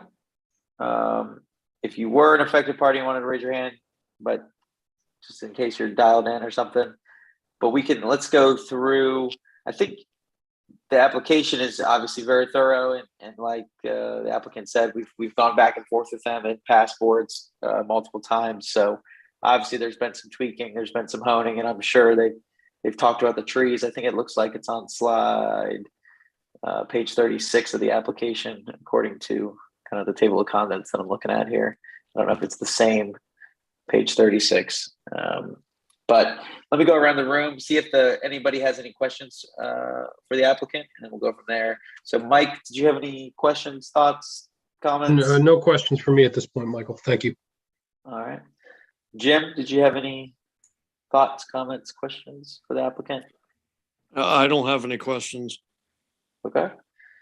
Karen, did you have any questions for the applicant? Is the setback from the where it gets very close on each side of the house, it gets quite close to the line, and I'd like to know what is that dimension, or has that already been approved? Well, technically nothing. Technically, this had an approval before, but it expired. So technically, nothing has an approval at the moment. So, sir, what is that dimension? That are the side lot dimensions that you guys have? So let me find the perfect slide. Slide, what is this, 31, guys? I think there's dimensions on this site plan. Yes, there is. I'm going to the site plan right now myself. They're grayed out, but I think they do have setback dimensions on there. Yes. So I have 17.7. Yeah, 17.7 from our east side to our property line, and then their house is almost another 17 feet away from that line because there's a hill right in the middle. Yeah, and then on the other side, it's 18.5 feet. Correct. With even more setback to the adjacent property because the property sits back almost 75 feet further. Did you have, when you went through your tree list that you have presented, are there any that are, did you include any that were close to the property line and close enough because that could kill something? I mean, even though it's on somebody else's property, if it has roots and that are important on the other side. Yes. That was so. I'm sorry, I'm trying to understand. So you're worried about basically the silt fence they're putting in and how close it was. We actually moved that silt fence in almost 2 feet based on what the county approved, just to address that issue. So the original submission to the county is actually 2 feet further out. They approved us for grading 2 feet further for the super silt fence that we're putting in. And we didn't just do a regular silt fence. We did a super silt fence throughout the entire place, which is obviously a lot more detailed and harder to put in. They have to actually be more careful. And we actually brought that in close to 2 feet more just to protect any adjacent property lines and trees.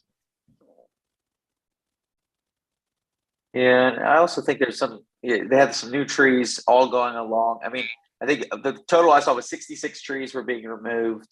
And then putting back, though, I'm reading there's, do you know how many trees you're putting back fully? I see 1, 2, 3, 4, 5, 6, 7, 8, 9, 10, 12, 13, 14. Get on, I'm sorry, I'll get on. And then there's a bunch of shrubs. There's 83 shrubs, Yes. and then you have like maybe 14 trees. So you definitely are replanting the site for sure, which is great. It's exactly what the board previously wanted. We increased the shrub count significantly with the type of trees. There's actually a report with, it says on page 43, they actually approved the trees, the white oak, the American beech, and everything based on the concerns of the adjacent properties. Yeah, and honestly, this site is so overrun with English ivy that it'll be great to get rid of all that. Yeah. Does it include the situation that the affected party or potentially affected party? Sure, I can definitely address that. If you go on slide in the beginning and look at the property lines, I actually this wasn't a concern to begin with based on this location, lot 29, because the way that the property is, it actually veers to the left. And where the silt fence is almost 16 to 20 feet away from that actual fence line to where the actual fence is. Then your limited disturbance is even tucked in farther. Right, than it's that, even obviously. limited tucking in further, right? So I have no concerns about affecting any vegetation on their property. Okay. I'm particularly concerned about the large ones, the large trees, which can be quite extensive. Yeah, I'm looking like, Karen, if you're like on page, I'm trying to see if I can try to explain what she's saying. So like, if you go to slide 36, staff, if you zoom in, there's like these trees that are numbered, probably number 60, number 61, number 62. I mean, those are all outside of I mean, you guys had a tree preservation plan. I'm assuming there's going to be an arborist involved with. Yes, all these came from a licensed arborist, and he was present to almost every meeting we had last time, I believe. Yeah. I think they've done everything they can, Karen. Obviously, when you're building a new house, I mean, unfortunately, the main forest, the main middle of the site's going to have to come out, and then the perimeter trees that have roots in that area are it looks like those are all coming out, and then they're replanting what they feel like they are affecting with the construction. So I believe it looks okay from when I've reviewed it. Staying as far, trying to leave as many trees on that perimeter as possible. Well, and it may be possible if they do some root pruning at the proper time, that might assist in those, like the ones that are large and that you can't avoid. Yeah, I think the biggest one I'd be concerned about is tree number 60 and number 61 that are on kind of the list, or they're like on the site plan, and tree number 50. Those are kind of I don't know they don't have a diameter size on them, but based on the canopy that's shown, they're probably pretty big. So I think just, being mindful of those trees would be great. Because even though the tree's not on your property, the roots are underground. So that's kind of the issue that Karen is raising. I understand. That you can actually see that tree on one of the slideshows with all the pictures. It's around 56, I believe. You guys have a combined PDF. I'm sorry, that's why our numbers are off. If you continue down with the continue down to the slides with the property pictures, there's a zone 4, trees 68 through 95. That tree number 61 and 62 actually fall in the photo. Okay. Slide 46, Steph. Well, no, not 46. I'm sorry. If you could, because you have combined slide right there. Well, no. Yeah, zone right, 4. Yeah, that's it right there. So that was a major concern. Some of my neighbors were like, "This is gonna fall." Some people have actually gone and put a board across it and stapled it together, so it doesn't fall on the adjacent properties. It's the one that V's to get it kind of V's together. And if you visit the site, the board wanted me. Some name members said, "Please keep it. It's big. It's huge. It's been there forever." Some have gone on their own accord and actually used 2x8s and tried to pull it together because the root is completely exposed because the hill goes down completely and the entire root's exposed. I have left it up to on-site specialists to figure out what to do at the time of construction with that particular tree. And of course, I will have the board involved 110%. They're more than welcome to visit that. Which tree is that on the site plan? Is there a way you can point that? Like, so that tree's not coming. That's not coming down. That's No, not it's coming not. out. Okay. And it's literally the one that is right in the middle on the right. It's on the right side of your. It's like it's V. It has like a two. No. I see what you're talking about. I'm talking about on like if I go back to slide 36. Oh, Steph, I believe that's the 60. 60. Is it number 64? Is it number 64? Yeah, I believe so. That's a big tree. Okay, I see what you're talking about. That's 64, and I had the neighbor who actually lived prior to the location from the affected party wanted me to remove that because that thing can go any way and it's 150 feet in the air and it's massive. Other neighbors wanted me to keep it because they said it's been a tree that's been there forever. I honestly left it up to the board at that point. I said, "You're more than welcome to do a site inspection and tell me what to do with it." At that point, because I'm not. Yeah, because I mean, what I worry is it's so close to it's close enough to the house that I feel like unless there's some serious concern taken during construction, I mean, the root structure of it is going to be affected. It's only a matter of time sometimes, it doesn't it looks like it's surviving and then it isn't. Yeah, especially with all that ivy's probably not helping. I mean, I'm not opposed because of how close it is to the house that I don't understand. So I'm looking at your new tree plan. It's kind of showing, I think it is showing it being removed based on what I'm looking at. And that was that's what the arborist in the county wanted me to do. Okay. Yeah. Okay. So in the plan, plan, you're suggesting to remove it. Right. Okay. Yeah. And then Okay. I agree with that. Yeah. It finally got approved, You have to but my fight the neighbors. bond later if you don't. Gotcha. Okay. Understood. All right. Dan, did you have anything? Sorry, after that discussion. Dan? I just wanted to ask, more out of curiosity than anything, I guess, but what was the reasoning for putting the garage out in front of the rest of the facade? Just because of the lot configuration, or any The particular reason for that? setbacks, just for the setbacks, getting too close to the east property. Just being able to move it a little further. I would actually have loved to have a more, even structure myself, but again, this was the elevations that were changed continuously. And we just decided to squeeze it in a little bit so that we don't affect as much as that side as we can. And Yeah, I get kind close of just think it stands out a bit because there's not that many homes in Reston that are designed that way. But like I said, it was more just a Yeah, curiosity. it's a question weird than lot. It anything. was a tough lot to deal with, to be honest with you. Okay, that's all, Mike. Thanks. All right, Bruce, you have anything? No, I don't. So I know you've gone back and forth with the design, and I guess the front facade, and I think it's maybe because we just don't have the color. I think once I try to start applying the color of the materials in my mind to the front facade, I think I can get behind it a little bit more. So I love how I think the entrance and the panels, the Versatex panels, and with the windows to the left and right of that, I think that all kind of looks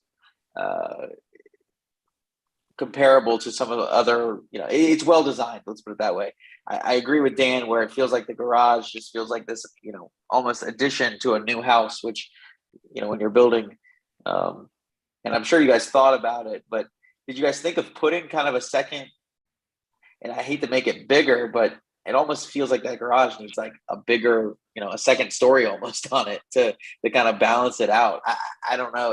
It looks like it's going to look so small compared to the main facade, but it's not going to hold me up from an approval. I don't know, from a massing standpoint, it just seems so much smaller than the rest of it. So it almost seems out of place. Correct. I agree with you. There is, give me one moment. If you could go to the front elevation kindly. Slide 25, Steph.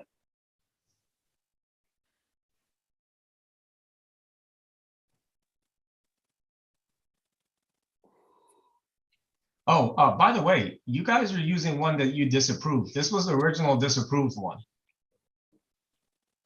Okay. They did not like my arches. Okay. So this is actually the plan that elevation was the first one I submitted, and it brings back really bad memories, to be honest with you. That's not the approved the plan. Oh wow, so you're talking like probably slide 86, Steph? That's why I'm saying you guys have a continuous the site plan in regards to all that stayed remain, but the elevation, please continue. As I mentioned, I went through 4 elevations before the board approved it. And it looks like you guys have kept, there it is. And you see the second thing that they built there with the patio? There you go. That was actually one of their concerns, and we kind of approached it by bringing down another level over the garage. Gotcha. Okay. All right. This makes a little more sense. All right. So this is the one that you're going for approval for. This is the one that they approved, and this is where we're going. Yes, I'm sorry. That's why I'm wondering. You have 90 slides. I was trying to figure out why this looks so unfamiliar for a second. All right. So staff, I want to make sure that we know, what we're approving. This. Okay, I gotcha. Okay. So everyone on the board, take a look at this facade. This is the front. So they have the stone is also going around the foundation. They have the brick above that. They have the asphalt roof, still have the Versatex panels. Okay. Stone veneer still around the entrance. Okay. All right. So staff, what I would suggest is we got to clean up this application to just pull out what's super, super old. Because it's very confusing. At least when I reviewed it, I was reviewing all of the wrong stuff apparently. All the materials though and everything, the lighting and everything that's in the application is all everything's remained. Yeah, when I submitted to the board, and I believe Mr. Trevor Wright was 64 pages long. This is the one that you had in file from 5 years ago, including all the meetings that we've had in different elevations. Okay, yeah, I like, well, and I applaud the board before us because I like that elevation much better. So, all right. So if everyone's on the same page, I think the application is thorough and has the proper design aesthetics that we're looking for infill. So, does anyone want to make a motion? Can I get clarification? This is going to be option 3, correct? Yes. No. Isn't it option 2? Isn't it option 2? Is it option 2 or option 3? Let me find the. I personally like option 2 with it, but option 2 has the bump outs basically on the front. There's so staff, go to slide 85 real quick. So option 2 has those 2 little bump outs, and then if you go down to option 3, those are no longer there. It's just a flat brick facade. Which one was approved previously? I am going to the approval letter right now. I'm sorry. With that application, I want to make sure I give you guys the right information. Yeah, I believe that it was option 1. And that's what we were going off of. Option 1. Okay, with the double bump out. Okay, that's on Yes. slide 84. That's on slide 84. Okay. So staff, if you could go to slide 84 real quick. All right, so this elevation is what we're approving. Correct. Okay. Yes. All right, good. Okay, so does everyone understand what we're approving? Or I guess there's no motion yet, but motion to approve, option 1 if it comes down to it. So does anybody want to make a motion? Well, I just want to clarify what I understood. We were being asked to reapprove the prior application. We were being asked to reapprove the approved application, correct? Yeah. But it's technically all new. It's all new application because it expired. Okay, thank you. Yeah. Well, I'll make a motion to approve the application that was previously approved in 2017, which for clarification's sake is option 1 on slide 84, with all the previous materials and site plan, applying. And there's a motion on the table. Do I hear a second? I'll second. All right, so there's a motion and a second. Any further discussion? All right, all those in favor say aye. Aye. Aye. Aye. Any against? Any abstentions? All right, I think I heard 4. Karen, did you vote? Yes, I did. Okay, sorry, I just didn't hear you. All right, so I believe the motion passed unanimously. All right, good luck. You guys think you're gonna? Are you starting? Or are Yes, you... I actually had my project manager and superintendent online in case you guys wanted to speak with them, but we are getting bids and we are hoping to break ground very shortly.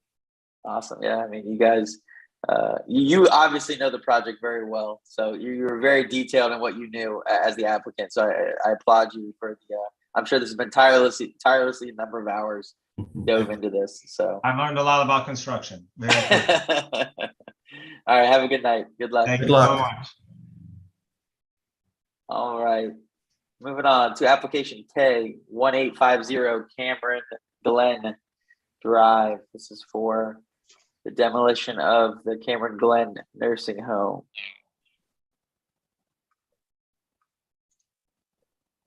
So I'm Dave Sittler, Sittler Development Associates, along with Dominic Boniuto of Innova and Donna Kay with Avis and Young, who is the property manager. So next slide. So there's some discrepancies, by the way, in the potential. I made a typo in the application. It's actually 1800 Cameron Glen Drive. And it is in the middle of what is called Reston Town Center North. It is to the northeast of the county government center and police station. To the southeast is Sunrise at Reston, another Nova-owned property. To the northeast is the Inova Emergency Room access, and to the northwest is the North County Community Human Services Building. And the area that you see directly across the street, across Camagran Drive, is part of the Inova property that was leased to the county for the temporary fire station as they were building the wheeling station. Next slide. So Inova's owned this facility and operated the facility up until 2010, where Commonwealth Care assumed the beds and moved the operations to Sterling in 2014. The property is part of the Reston Town Center North development. That's a joint effort between the county and Inova. And it's a long-awaited redevelopment. It was anticipated back in 2014, but they're going through the comp plan amendment again. And until we are working through that. The facility was never intended to stay there that long. We emptied it along with the Robert E. Simon Child Care Center in 2014, and it's remained vacant since then. We have had numerous break-ins, thefts of materials, copper, the fire alarm system, and it is in very, very bad shape. Inova is very concerned that there will be some sort of incident where a person is hurt inside the building. So with its significant state of disrepair and partial decommissioning, and with roof leaks, we end up having mold within the building. So we've got some pictures both of the exterior, which is the next set of slides. So currently the facility is boarded up. Not only have we boarded the windows and doors, but we've been forced to bolt panels of fence to the brick in order to keep folks from breaking into and living within the facility. Slide 14. So these are some pictures of the interior condition. As you can see in the third picture from the left, there is significant mold from roof leaks. We've had damages to the fire alarm system, and much of the HVAC system has been damaged from people who are stripping out the copper. We move to slide 15. So what we've done is highlighted the DRB approved concept plan for the road network in Central Green. And as you can see, the building sits right in the middle of the Central Green and is the linchpin to allow this development to move forward in the future upon completion of the comprehensive plan and the rezoning.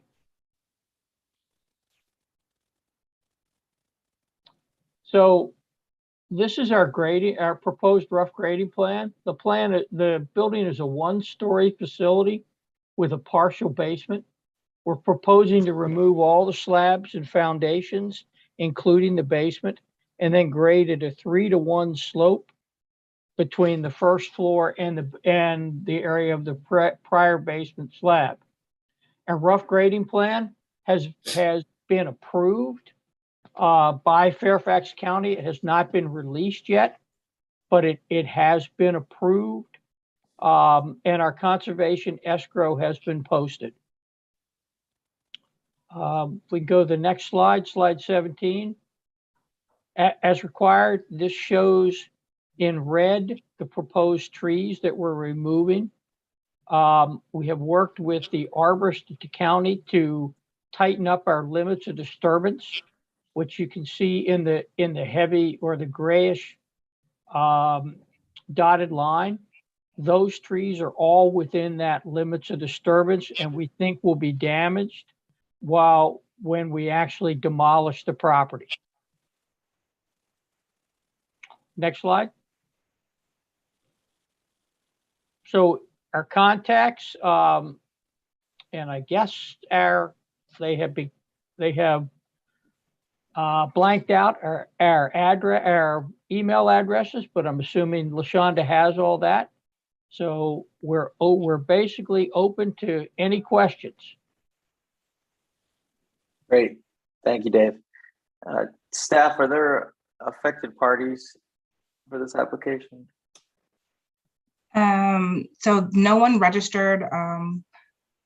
We had other APs that previously registered on RTC North applications notified, but no one registered. Okay. Well, then I'll ask you one quick question, Dave, before I go around the room.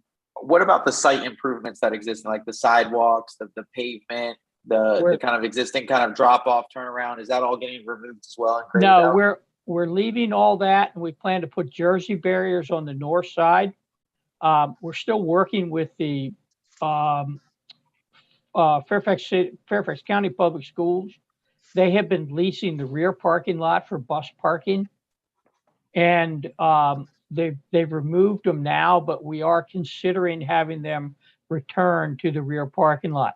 So the demo scope includes keeping all the sidewalks except directly at the building. We're removing all the exterior mechanical equipment, which you see in kind of a notch just northeast of Cameron Glen Drive. All of the asphalt, we are removing the light poles but leaving the pole bases. It doesn't make sense to leave the light poles when there's no wiring or no power to them. Okay. And then what is going to be the temporary? I mean, are you guys going to just put out grass seed, or what's the temporary ground cover? No, we're seeding at this point in time. Okay. And we've created the grading so that it's mowable. We want to make sure we have a 3-to-1 slope so that we can mow the grass that's out there. Okay. Yeah. And I'm assuming I mean, if anything, we're, creating more ground right now to absorb all the rainwater. I guess my concern is that if we took out all the curb and gutter, then now all that water, where's it going to go? But now we're leaving all that infrastructure, so that's actually probably better for the temporary, interim time that we're going to deal with this. So let me go around the room and ask any questions. See if anyone has any questions for you. Mike B, did you have any questions? No, sir. Thank you. All right, Jim, did you have any questions? No. Karen? Oh, I understand that all the trees you showed are coming out. No, the trees in red are coming out. The trees in green remain. Okay. Is there any Dan? Oh, sorry. Are there any difficulties with what happens when they are taken out? In terms of what's left and is it stable? It should remain stable. They're going to have to fill in areas. They're more than likely just going to cut them down to the stump and leave the stump at this point in time, because we don't want to disturb the root balls on the adjacent trees. Right. Okay. Thank you. Dan, do you have anything? No questions. All right. Bruce, do you have anything? No questions. All right. I don't have any further questions. Does anyone want to make a motion?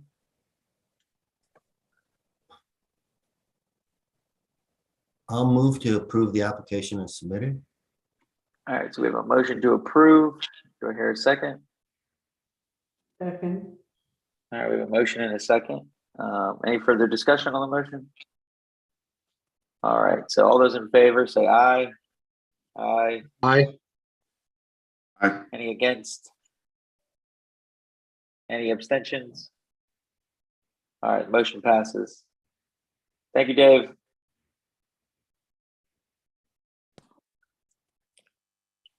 All right.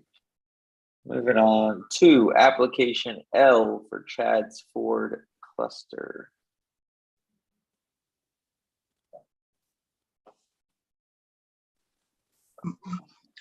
One moment, please. Just pulling up the application. That was a big application. It kind of has my. Yeah, my computer's like stuck on that application as well. There we go. It was huge. It was huge. It got off of it now, but it was definitely, it was spinning for a little bit. I was like, what's going on? All right, so Chatsworth cluster. Do you have a representative online? Yeah, I'm here. Great. All right. Well, let's walk us through what you guys are doing. Obviously, we're all familiar with it, but if you guys want to kind of give us what your update is, and we'll let you know if we have any questions. And I'm sure, I think there's some affected parties, I'm sure, so we'll hear from them as well. So, yeah, if you want to go ahead and get started. Yeah. Well, first of all, everybody, congratulations on your new positions. That's always, good, right? Everybody is a situation, and also thank you for doing this again, because this is a lengthy process, and I think we all hope that, of course, we can come to a conclusion now. So thanks also for the RA staff. The last time we got the homework, like you need to make this more compact, more clear, etc. So Michelle Ruhi was really kind and has sat down with me to go over some of the things, how I can make it more compact. And that's what we did. We have gotten this through the cluster now several times. The last time I included a letter that many people signed, almost 60% of the cluster, that indeed said, yes, we only want to have a extension over one floor. And then the board said, there is still, there are people who are not happy. Let's bring it to the annual meeting. And so it quite extended our annual meeting. We gave everybody chances to talk, to share their opinion. We listened, we tried to explain, to clarify. And then the board did another vote. And again, we had the majority of the vote was quite a number. And then the people who had signed on the kind of petition, who unfortunately you cannot be proxy at our annual meetings, they asked, can we please, be added to that and combine the two? And if we would do that, and I wrote it to Michelle, then we would have over 60% of the members of all the cluster units that really felt, first of all, we are the only cluster around the lake that are allowing even one sunroom build out on one level. None of the other ones have that. And I talked to someone, they said, we don't want it. You're the only cluster. And so people really felt that the one level build out, either on the middle or the bottom, I mean, it's very hard to do it on the bedrooms, is what people want. They don't want more of the extensions. And so we have tried to compact it a little bit, and this is what we came up with those 9 points that we set. And we saw the affected party of the board, and that was a very good point. Thank you for reading our stuff and for helping that somebody said, hey, wait a minute, if you say that you want to, that if there's any changes, that you then have to be according to the new rules. And she said, what about all the units that are having 2 levels? Well, there is actually only 1 unit with 2 levels. And of course, we do not want that person to have to break it down. So we have made a line in that 0.8 that would read similar to the exemption for unit 2001. If you need to make changes, you have to go according to the rules, except for you do not have to break down one of your floors, because that would, of course, be silly to let it break down. So it has gone to the annual meeting. Everybody voted. We have a majority of the votes. And we just hope that this can be our new standard for the cluster. And everybody knew, and we have also told that this was a reaction to the request for a 3-level. And people really felt that this is the correct standard for our cluster. And we hope that this is the right language for that. So please feel free to ask any questions. And thanks again for reviewing this for the second or third time. I can't remember. Great, thank you. So what I have to do is go around and hear from the affected parties, and then we'll come back and ask you any questions, okay? That's okay. Thank you. So staff, do we have a list and you want to go through those affected parties, and then we'll get Yes, to reviewing the application? Sure, we have Carissa Barker first. Oh, and just as a reminder, if everyone didn't hear this before, but just a reminder, you have 3 minutes to state your affected party status. So just as a reminder. All right. Hi there. My name is Carissa Barker, and I happen to be a board member, but in this moment, I'm speaking as a owner and private resident. And somebody has kids. I am speaking in favor of this, so I'm an affected party in that I support it. I believe that this will enhance the cluster's long-term value and architectural integrity. And so that is why I just wanted to speak on behalf. I think you've heard me and enough of us speak, but I think this is an important standard to honor the original design of our neighborhood. So, thank you.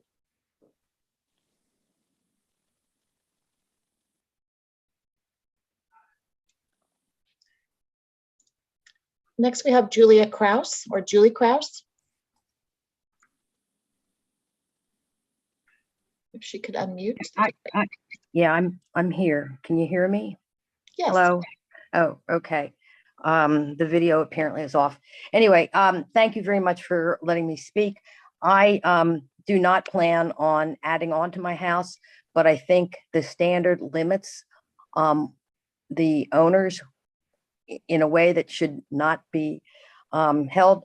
The design review board letter to the Chad's Ford said that there needed to be an exception for deviations of the proof standard, but not limited to the number of levels for an addition. That was not done. There was no compromise for houses with different layouts or houses that face the lake. There was no exception for people with mobility issues that require an elevator. There was no consideration for an extension that would be only half the width of a house so that somebody could get to a different level. It's very interesting that the standard was not sent out to the owners until 7:27 a.m. for a 7 o'clock meeting that night. So there was very little opportunity for additional discussion. And although there was a discussion by the people, I was about the first to raise my hand. I was not called on until the very end. I was told they heard it all and a vote needed to be taken that night. And there was no reason that had to be done without some additional discussion of why there was no compromise for any of the other houses. So thank you very much. And that's all I have to say.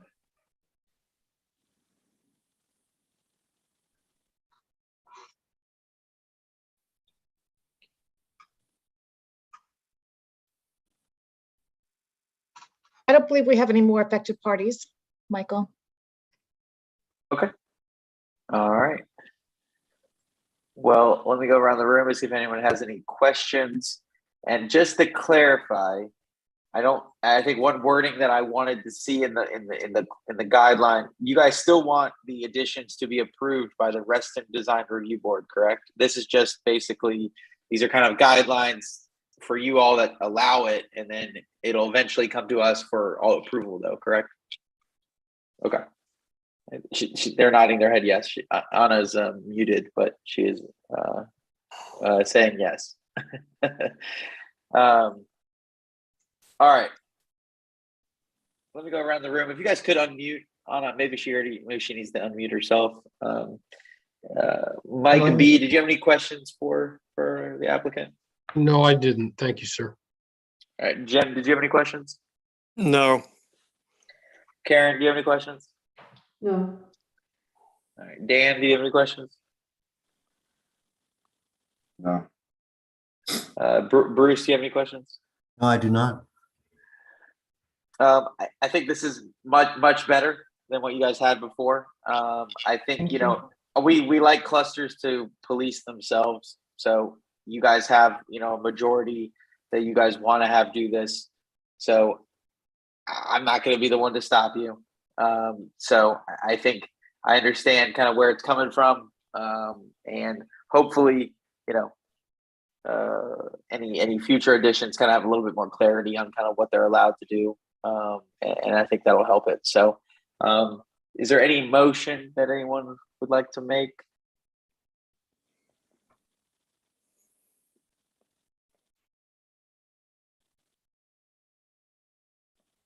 I'll move to approve the application as it currently is submitted. All right, so we have a motion. Do we have a second? I'll second, or Karen. We'll both second it. Whatever. Okay. Any further discussion? I actually do have one point of clarification. So I know there was a couple additions that were potentially added without approval from DRB. However, they're listed on your guys' kind of guidelines as being now grandfathered in.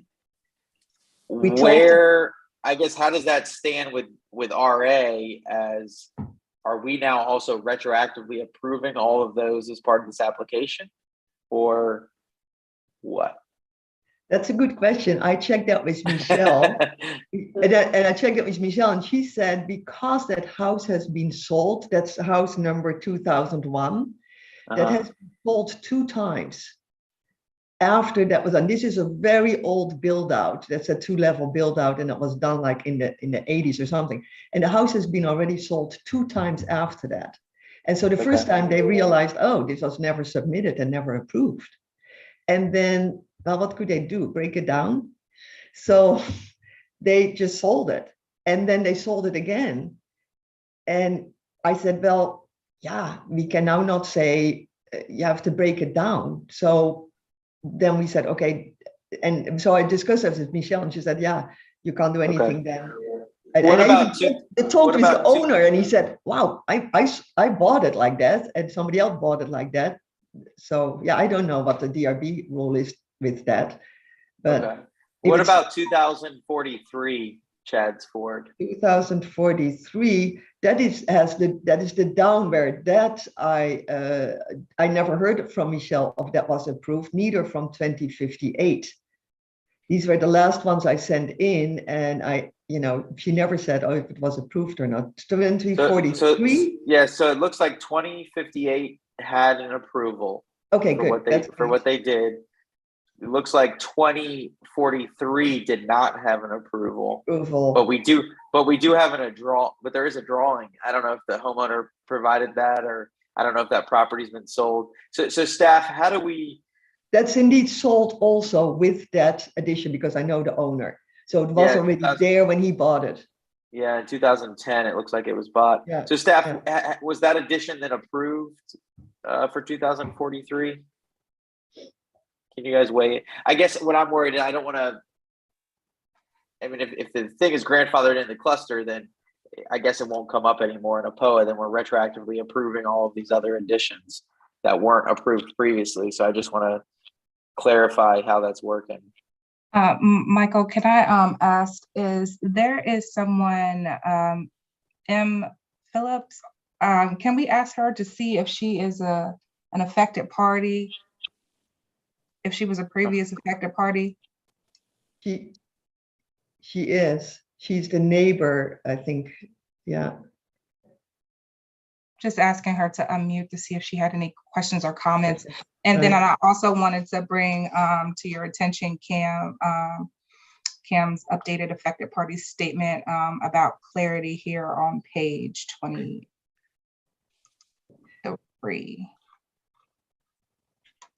Okay.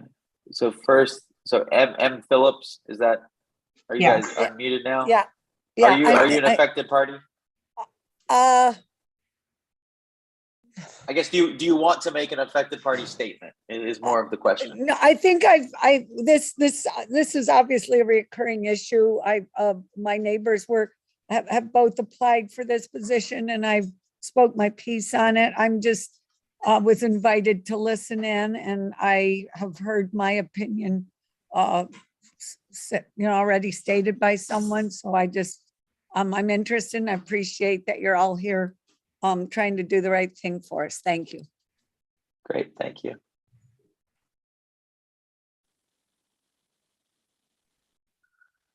LaShonda, can you, so it says proposed revisions being presented by Chatsworth may require additional clarification, particularly as it relates to number 8.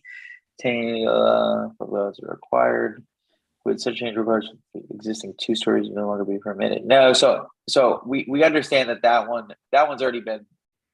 Oh no, so the 2-story one's been sold multiple times, but actually never had any formal approval either. Right, correct.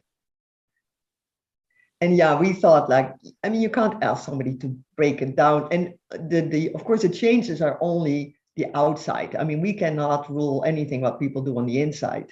So yeah, the outside, but we would not, I mean, the cluster would not ask oh, you want to change the siding, now you need to also break one of the levels down. That would not be fair. That would be too major. Yeah, no, I think it's more of a, it's not, wouldn't be something you guys require, it would be something that Reston would require. Right. Tony, are you still on? Can I ask, if a house has resold and a non-conforming addition or something passed through POA and then was brought up later, multiple years later or whatever, what are kind of the steps that need to be taken there, or is it basically grandfathered in at that point?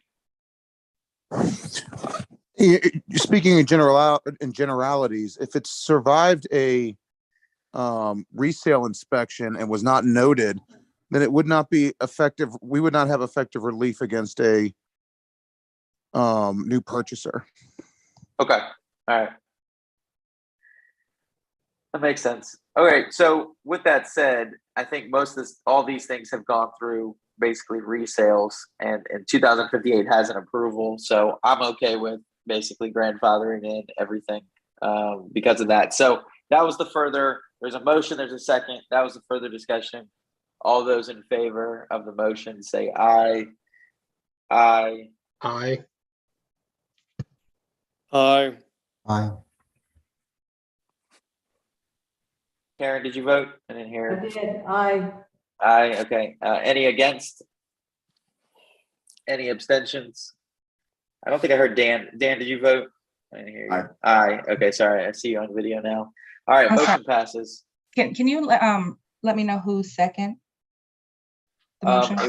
It was a motion by Bruce, and it was a second by, I believe, Mike. Does that sound right? I think Karen and I both yelled. So yeah, Karen and Mike both kind of yelled at the same time. So, all right. Okay. So that motion passes. All right. So that was the last item on our agenda, I believe.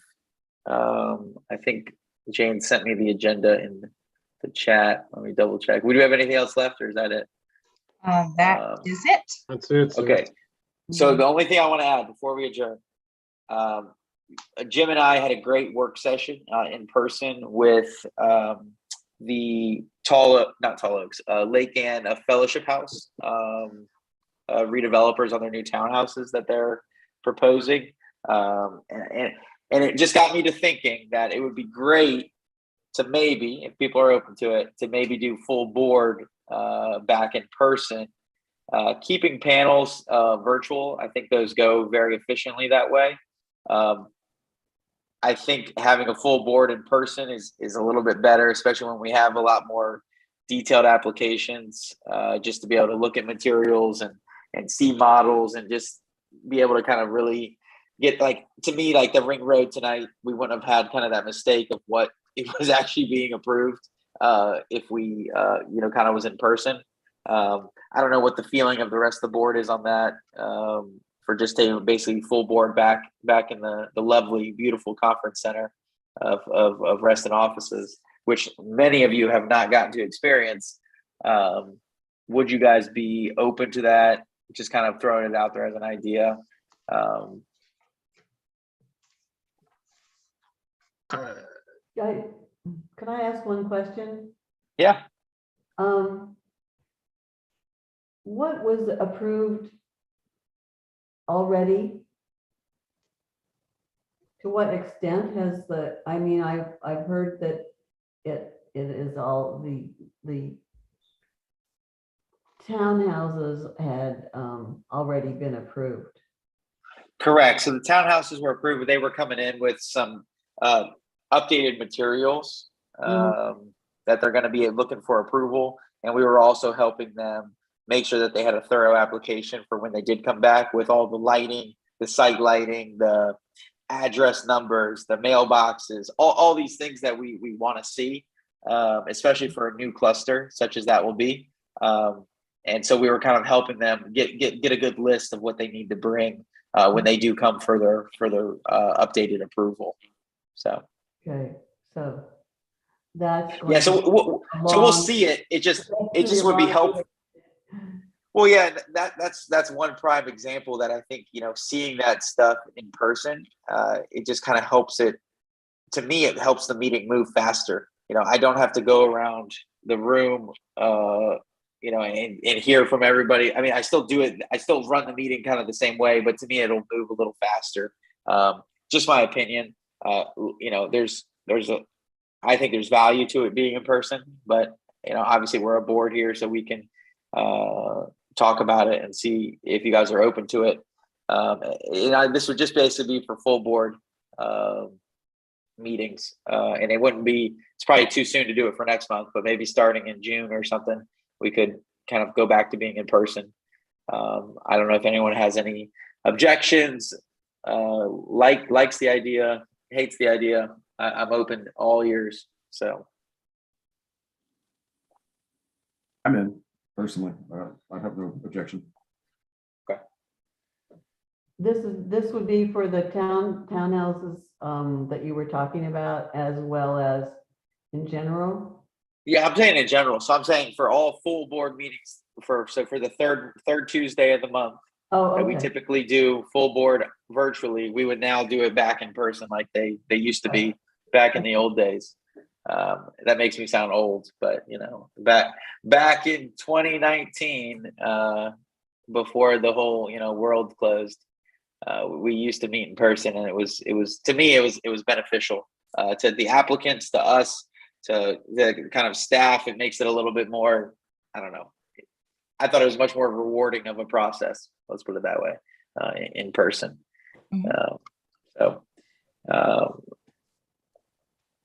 Anyone else have any other thoughts? I don't have any objection to that. Okay. Keeping the panels virtual though. Yeah, I think those are great. Now that we have voting by acclamation and then kind of just cruising through those quickly. I think also from a applicant standpoint, I think people do like it to be able to just jump on, get an approval or a denial, right, and then move on. They didn't have to come all the way down to the down to the resident association building. But for the full board, I feel like the full board is you've already gotten this far where it's a big enough application. To me, presenting it in person is just a little bit easier and a little bit more personable, I guess would be the thing. So